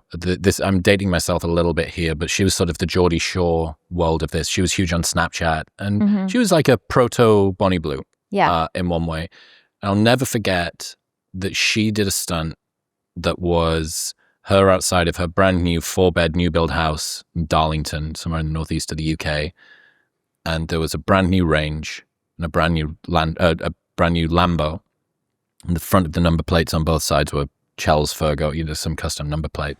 And it said, all this from showing pictures of my fanny helped me put petrol in my Lambo, admireme.vip/Chels Fergo. So the rage bait drive clicks through flash on lifestyle. And that's in some ways more materialistic. I don't know if I've ever seen you flex wealth. I've got a Ferrari and I posted that because it was quite fun. Like, the number plate spells porn, the seats say Bonnie Blue, the whole thing is blue. Like, you went very subtle with it. Yeah, it's like a work thing. Like, if that gets spotted around, people take photos, you upload it online. Okay, yeah, business expense. the first thing I asked, I was like, does it fit through McDonald's drive-thru? Since they've said no, I've never driven it. I've got no interest in it. I posted that, but aside from that, I don't like share a lot of the things that I sort of spend my money on. Like, I want to post a bit more about fashion and clothes, because I know if I was watching that as a girl, I've been treed on, how much? Like, I'll go and drop on a shopping trip like 50k, and I don't think anything of it. It's just a normal shopping trip. Whereas that would have been a house deposit plus more when I was younger. What do you reckon you'll net this year? A lot of money, a very comfortable living. Can you get anywhere close in a range? No, but I live a nice life, is what I would say. I've heard you say that, I think this is in the Channel 4 doc, so it would have been filmed a little while ago, that you were at the time earning $1 million a month, and your goal was to earn $5 million a month. Yeah. And I thought, listening to that, once you're at $1 million a month, like, what are you going to spend the rest of that money on? It becomes just a numbers game at that point. For right? sure. Like, I've always said I want to hit 5 million. I think I will hit 5 million a month at some point. But if it came at a cost of my happiness, I'd stop, because my life, ever since I started earning a certain bracket, didn't really change. Maybe when I went from, 50k a month to 400, there was a big difference, and then 400 to the million, probably a bit. But even that, there wasn't much of a change.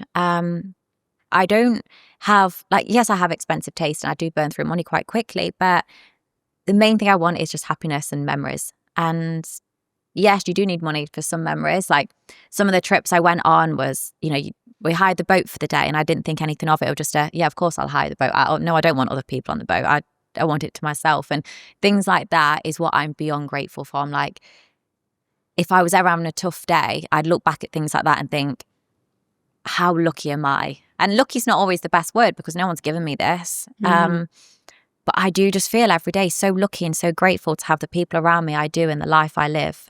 I don't know, to most people, I live the most disgusting life. But to me, I couldn't wish for a more beautiful life. Beautiful life, Louise? To each their own, I suppose. I believe you when you say that. It's just the wider effect. For sure. Mm. I think it helps that I'm selfish, because I don't care.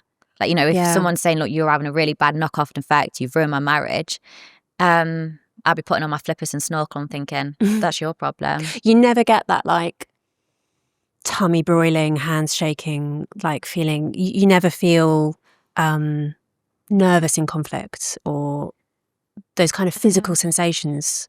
If someone were to say something like that to you, you've ruined my life, Bonnie. No, I'd say, like, I'd want to understand why, maybe. But you'd be steady like a top surgeon. It'd be more, look, I'm going to understand why, but it's not me. I didn't do it. The fact I don't know your name shows I didn't ruin your life. There's a lack of, I think most things is communication. Like, if I've ruined your marriage, there's a lack of communication there. And I'm not saying that's every case, but for most things, whether that's friendships, your job's not worked, your relationship's not worked, it's simple. It's communication. You were about to say, can I ask? Can I ask a basic question? Why did you choose the name Bonnie Blue? Bonnie's quite an old lady name. I know, yeah. I think it's quite nice. It's quite traditional. I wish I could tell you a really interesting story, but I just Googled porn names, and it was like a porn translator. Not translator. What's the word? Generator. Yeah. And the word Bonnie Blue came up. So I chose Bonnie, and then you chose one from the other side, and it was Blue. But I never knew it was going to be like this. I thought I was going to be a cam girl. No one's going to know about it. But I love the name Bonnie Blue now. Like, it's, I guess quite catchy. It's very easy to remember. I love the colour blue. Though Bonnie's quite a traditional name. But yeah, it was honestly thought within about 2 minutes, if that. What do you think about people that call you a victim? A victim of what? Like, these videos, I see women all the time on TikTok saying, oh, she was sexually assaulted as a child. Oh, she's been through all this. And I think, you think I'm sick. You're sick. You just found a photo of me on Google from when I'm about 10, 11 years old, and then made up a sex story. You've made up that I've been sexually assaulted. Like, how disturbed are you to do that in your spare time? And the only TikTok I've seen that's really hurt me was a video got uploaded of this woman talking, and in the background was a photo of me and my granddad that passed away, saying, oh, he sexually assaulted me as a child. And I think, why? Why would you ever look at a photo, you've gone out your way to find that, and then make up a story? And apparently I'm the disturbed one. So yeah, it's... Some negative comments do get you. Only that, because that went quite viral. And it's when I only just started. And that made me really think, wow, I've really dragged my family through this because I chose to do this, but my family didn't. Bonnie Blue's victimhood status, Louise? No, I don't think you're a victim. Yeah. I think that most women in the sex industry are, at least to some extent. Like it's a complicated combination. Yeah. I do think that you're really unusual. But there is a problem though, right, with that most people don't know that. They can't tell that. The fact that it can be very difficult to tell at first glance the difference between, say, you and Lily Phillips. Yeah. And you think, as I do. One smiles, one cries.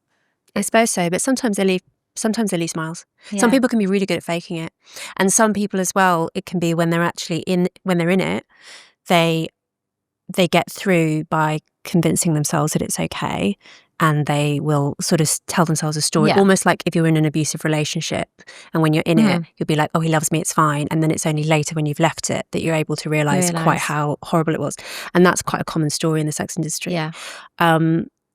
I mean, do you think that there are women who aspire to be like you in terms of the wealth, in particular, women in the sex industry, and who are putting themselves through trauma to try and compete with you, not realizing that they just don't have what it takes in terms of the psychology? I mean, I've seen it online before. There's obviously people crying. There's been people that have, been hospitalized. Yeah. All of which are then given credit because, people see them being vulnerable and they're like, oh my God, that person's crying or that person's gone to hospital. And then I get the hate because I'm not crying or not being hospitalized. And it's not easy. Like I say it's easy because it's easy for me because it comes very natural and I know my body limits, but I wouldn't necessarily recommend it to loads of people. You've got to do what's best for you and you've got to focus on happiness because you could have all the money in the world. You could have the biggest following. It's all honestly pointless if you aren't happy. So I don't think you should ever copy anyone else. And I think that's how I've been able to stay happy as well because no one's ever done what I've done.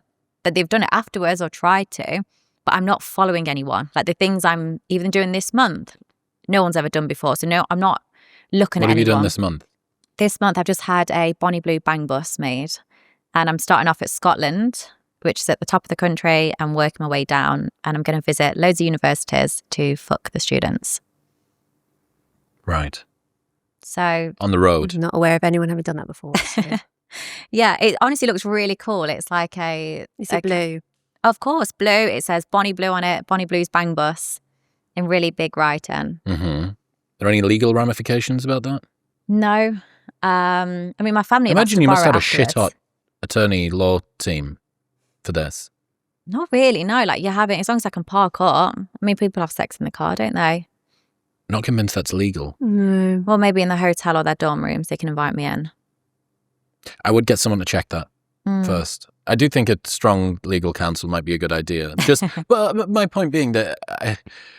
fucking hell. I have people check things over like before we do it as well. Because I understand I like to reach limits. So I've got to fully understand where that limit is because everyone wants to arrest me. Everyone, not the police, but everyone online is like, I phoned the police on her today. I've reported today. And I'm like, report me for what? Like, oh my gosh, she slept with a barely legal. The second one, and that is legal. So you're an idiot. But yeah, I do make sure everything I do is legal because I'd be the first person. Like I see some of the TikToks or some of the social media other OF girls or fancy girls do to promote their socials. And I think, God, if I'd have done that, I'd been arrested instantly or I would have my socials taken. I think you get a harder time. You have more haters because you don't come across as a victim and because you never cry. That's why I get more hate. Yeah. Well, you don't garner any sympathy. Sympathy is such a huge driving force. So much so that you saying, I am not a victim of what, has not managed to dispel people calling you a victim. Yeah. I think it's a shame because so many people are victims and it's taken away from them. Like, focus on them, help them. Like, leave me. I'm too far gone, as some people say. But I'm not a victim of anything. I'm in control and that scares people. I think a lot of people are desperate to think that you're a victim, a lot of women. Yeah. Because they are so disturbed at the thought that you actually like it. Yeah. And that is okay, but don't make up I'm a victim or don't make up sexual stories from when I was a child. Like, it's fucked up. Is there anything that you still don't understand about Bonnie? I think that you're a marvel of science. We might have to, yeah. I mean, I'm sure there's something. We were talking earlier about this scan, right, where you can check, your cortisol levels and all this sort of stuff to understand the chemistry of your psychology. Mm-hmm. I mean, I would guess I'd love you to do a big 5 personality test if you've never done one. What is that? It's like the gold standard of psychometric testing for personality. So it's things like your conscientiousness. I would guess you're really industrious. Yeah, I was going to say, do a. Some of these words I don't know what you're saying. It's okay. Well, Louise will be able to bring it down to earth. Do a big 5 analysis just based on my guess. Yeah. Okay, so there are 5 facets, obviously. Can I add in the fact I love animals? Does that affect her? Yeah, maybe. I don't think there's a dimension for loving animals, but it probably and I don't mean appears in one of the- bestiality before that gets twisted. I mean, like, I love animals. So the 5 facets are openness to experience. I think you're off the charts. 100th percentile. Yeah. Conscientiousness, so meaning like how hard you work, like showing up on time, being really diligent. Again, off the charts. Extroversion. What does that mean? You tell me. Like, how do you get exhausted from talking to people all day, or could you just talk all day? No, I could talk. I get sometimes bored of answering the same questions. Like I did an interview yesterday and it was the same shit. Oh, your family don't love you, your family this, family that. I'm like, look, I'm generally bored of it. Like, I can understand why you'd think it, but like, so I sometimes get bored of answering the same things. Like, I love that these questions today have been very different. Usually I sound like a robot. And it's probably why I become so switched off, because as soon as you start the question, usually I already know the answer. Drop into the scripted thing I've said 5 times before. Yeah. So I think probably you are extroverted, at least quite extroverted. Yeah. Agreeable, no.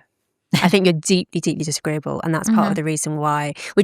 So agreeableness is like how much you worry about other people's feelings. Oh, okay. How selfless you are, how much you're willing to sort of put other people before yourself. I think again we're off the charts in the other direction. And neurotic. You're probably the least neurotic person I've ever spoken to. What does that mean? Like your sensitivity to negative feelings, how much you worry about things, how depressed you get.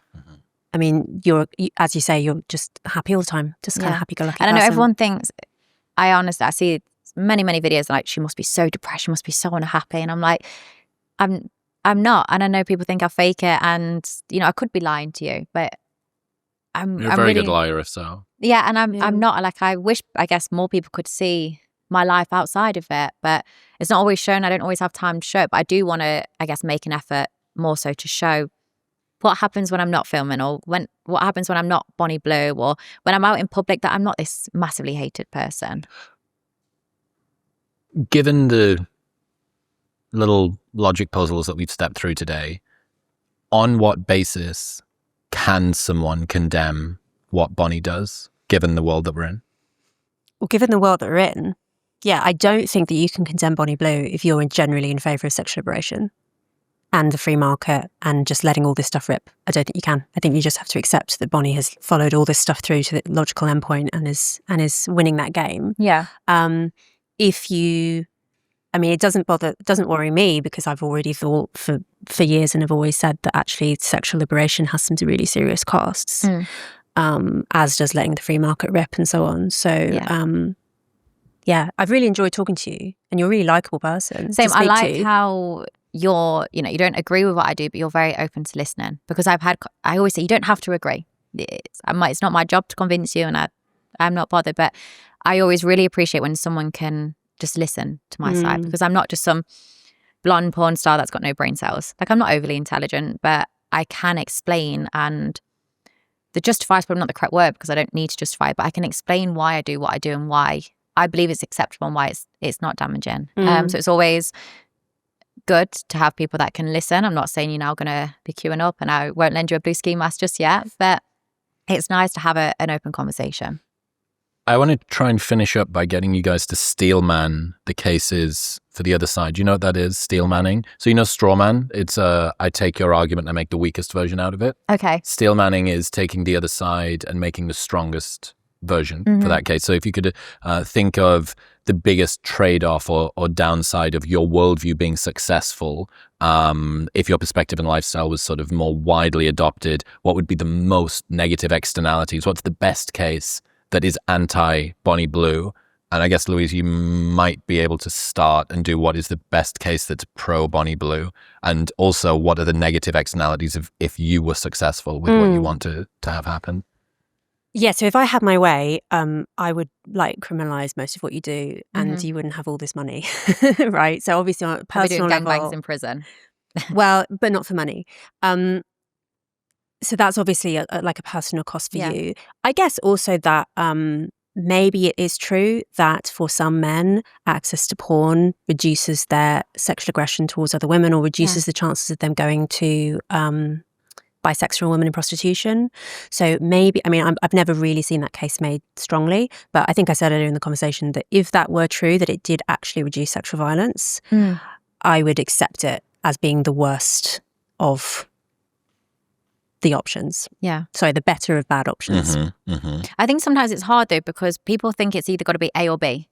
It's not always got to be the case. Sometimes for one person, something works and the other person it doesn't. Or we try and say, okay, porn is better to cancel it. But sometimes it's not. Like, everyone tries to make you fit in a box. And sometimes things are one or the other. Or sometimes it might depend on what day it is. And you don't have to pinpoint yourself to one or the other. What is the best case argument against Bonnie Blue and the world that she wants that you can think of? For me, I'm already in it.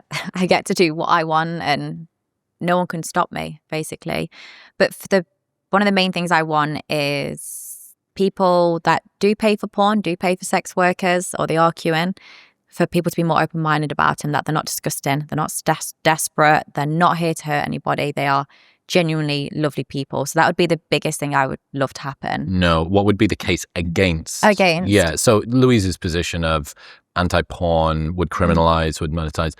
If you were to make the argument for that, is there something where you think, okay, this is the best way that I could justify what Louise is saying? Can you see the other side? Yeah, I think a lot more restrictions should be added.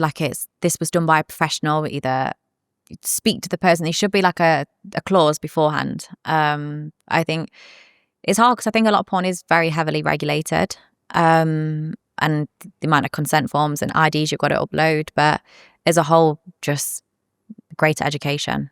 I think you do see that complete Wild West porn is bad, even if the individuals are consenting. Do you think that there's a cultural harm done if we had completely let rip? Watch it at any age, watch anything you want. Do you think that there would be a significant downside from that?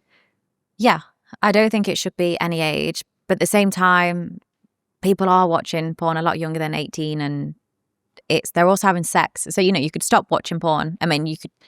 They make so many restrictions. You can only watch porn once you're 18. They're probably having sex those younger than that, though. So who's educating them on them young years? And I'm not saying porn's the best place to educate them, but something needs to fill that gap. I have got an example that brings this into sort of my area of expertise, which is bro science. And I'm going to talk about fake natties. Do you know what that is? It's not to do with boobs. It is guys who are in the fitness industry and have achieved a very admirable physique and claim that they haven't done it without performance-enhancing drugs, but they have used performance-enhancing drugs. Yeah. Fake naturals, fake natties. What the argument against fake natties, and specifically the sort of ethical argument, is these men are creating an unrealistic expectation of what can be achieved naturally, which inevitably means that any guy who tries to do what they do feels inferior. They're going to fall short. The costs of trying to do what this person has done with PEDs is unattainable. Therefore, saying that you didn't use them is giving them a false sense of hope.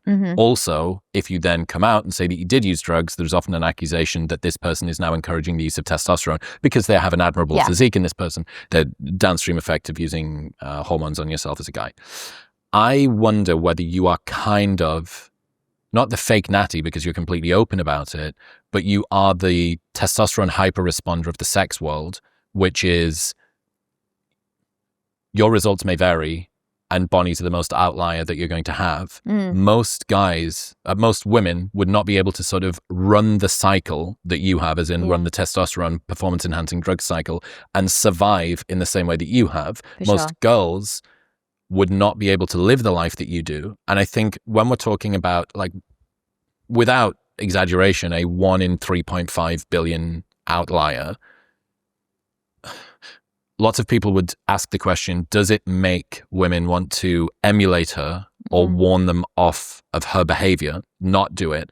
But the issue is, you are so non-representative there is no warning those people off because there's no negative externalities that happen within this system that is you. Does that make sense? Yeah. I tried to bring fake natties into this, but... No, I get it though. Like, the good thing is I'm very transparent. I'm very open. And I don't think you're transparent about how weird you are. Yes, I would agree. Because you did say earlier. Yeah, because you did say earlier, I'm really normal. I swear I'm really normal. Honestly, anyone, like, so a lot of people that either work with me or my friends, when people that know they either work with me or they know me, one of the first questions they get asked is, oh my God, what's she like? And they're like, she is surprisingly normal. You're surprisingly normal. This is exactly the same as me talking about John Jones, or actually not John Jones, that's a bad example, Tom Aspinall, who's current UFC champion. And I go, oh, he's a normal guy. You know, he sits down, he eats dinner, he plays with his kids, he does the thing. It's like, yeah, but he also beats people up that are over 200 pounds for a living. Like, this guy has a very specific skill set within a very narrow domain. And yeah, he's normal outside of that, but is also within that a world champion. So I think I would encourage you to check your thinking, for want of a better term, on I am not that weird, because nobody else, you've already said yourself, nobody else has been able to do what you can do, the people that are trying to go in your path. This is the same as you having unbelievable natural strength and being able to squat. There's a guy who recently broke the deadlift record. No one else on the planet has ever been able to do that. And somebody else trying to do that will snap themselves in half trying to chase it. He is a 1 in 3.5 billion human. And I do think that creates an odd sense of the cost that other people would pay if they were to try and do the same thing. For sure. Because you do not deal with the situation in the same way. Like, largely you're inhuman in the way that you are dealing with what is going on here. Is that I guess fair? It'd be easier if I did struggle a bit and I could open up and say, look, it comes at this cost. It comes at me crying myself to sleep at night. It comes at my family are upset with me and I'm dealing with physical issues. But that isn't the case. Like, for me, it really has been an easy ride. But I do always like to try and make it as clear as possible. This is not normal for most people. I am a normal girl, but in terms of the way I deal with it and the way I'm able to manage it all, to a certain degree isn't normal. And I don't have any tips. As much as I wish I could say, look, if you do want to do this, here's some tips on how to manage it or how to be successful in it, because I don't know. You were just constructed. You were built for this sort of thing. I just made for it. Yeah. The LeBron James of porn. Yeah. Yeah. Louise and Bonnie, thank you very much. It's been really interesting to see. I don't wish that I could have come away from it and said, and I saw the second set of eyelids open and close, or there was something in there that showed she was being contrived or seemed to be playing some sort of a game. And that is where the fascination, I think, and the questions will continue, because it is easier for people to assume that there is something being hidden than, holy fuck, I just do not have a model for how this person's mind works in this way. And if it was probably any other industry that wasn't so heavily moralized, I think people would be fascinated, but for different reasons. They would be fascinated in the same way that a chess grandmaster or an elite strength athlete or a psychopath killer or, anyone that's like, I have no understanding of how this person's mind works. But because it is wrapped up in some bravado, a lot of exposure, and a very heavily moralized private thing that's now been commercialized and made public. Yeah, you are the reductio ad absurdum of the sexual revolution, I guess. You're the spirit of the age. See, in my brain, honestly, is not much going off at the best of times. Like, it's a very simple brain. But yeah, and I sort of get what you mean. You can't walk away going, you know what? I completely saw Bonnie's side, or actually I saw a different side of her. Like, yeah, you would have seen a different side of me slightly, but it's, as a whole, I'm just a nice person. I'm always open for a conversation. And I'm not going to come in and go, you know what, I want to fuck all your camera crew and I'm going to turn this into a gangbang. Please don't. And what's the big table for? But I will make jokes and remarks, but I don't just walk around having sex with people. I don't just, instantly bend over or assume I'm having sex each day. It's, as a whole, it's to a certain degree two people. Well, thank you for coming on. I appreciate you both. Thank you for having me. Thank you. Thank you very much for watching In the Corner. There's a full-length episode just between me and Louise available right here, if you've still got any gas in the tank. Oil in the keg.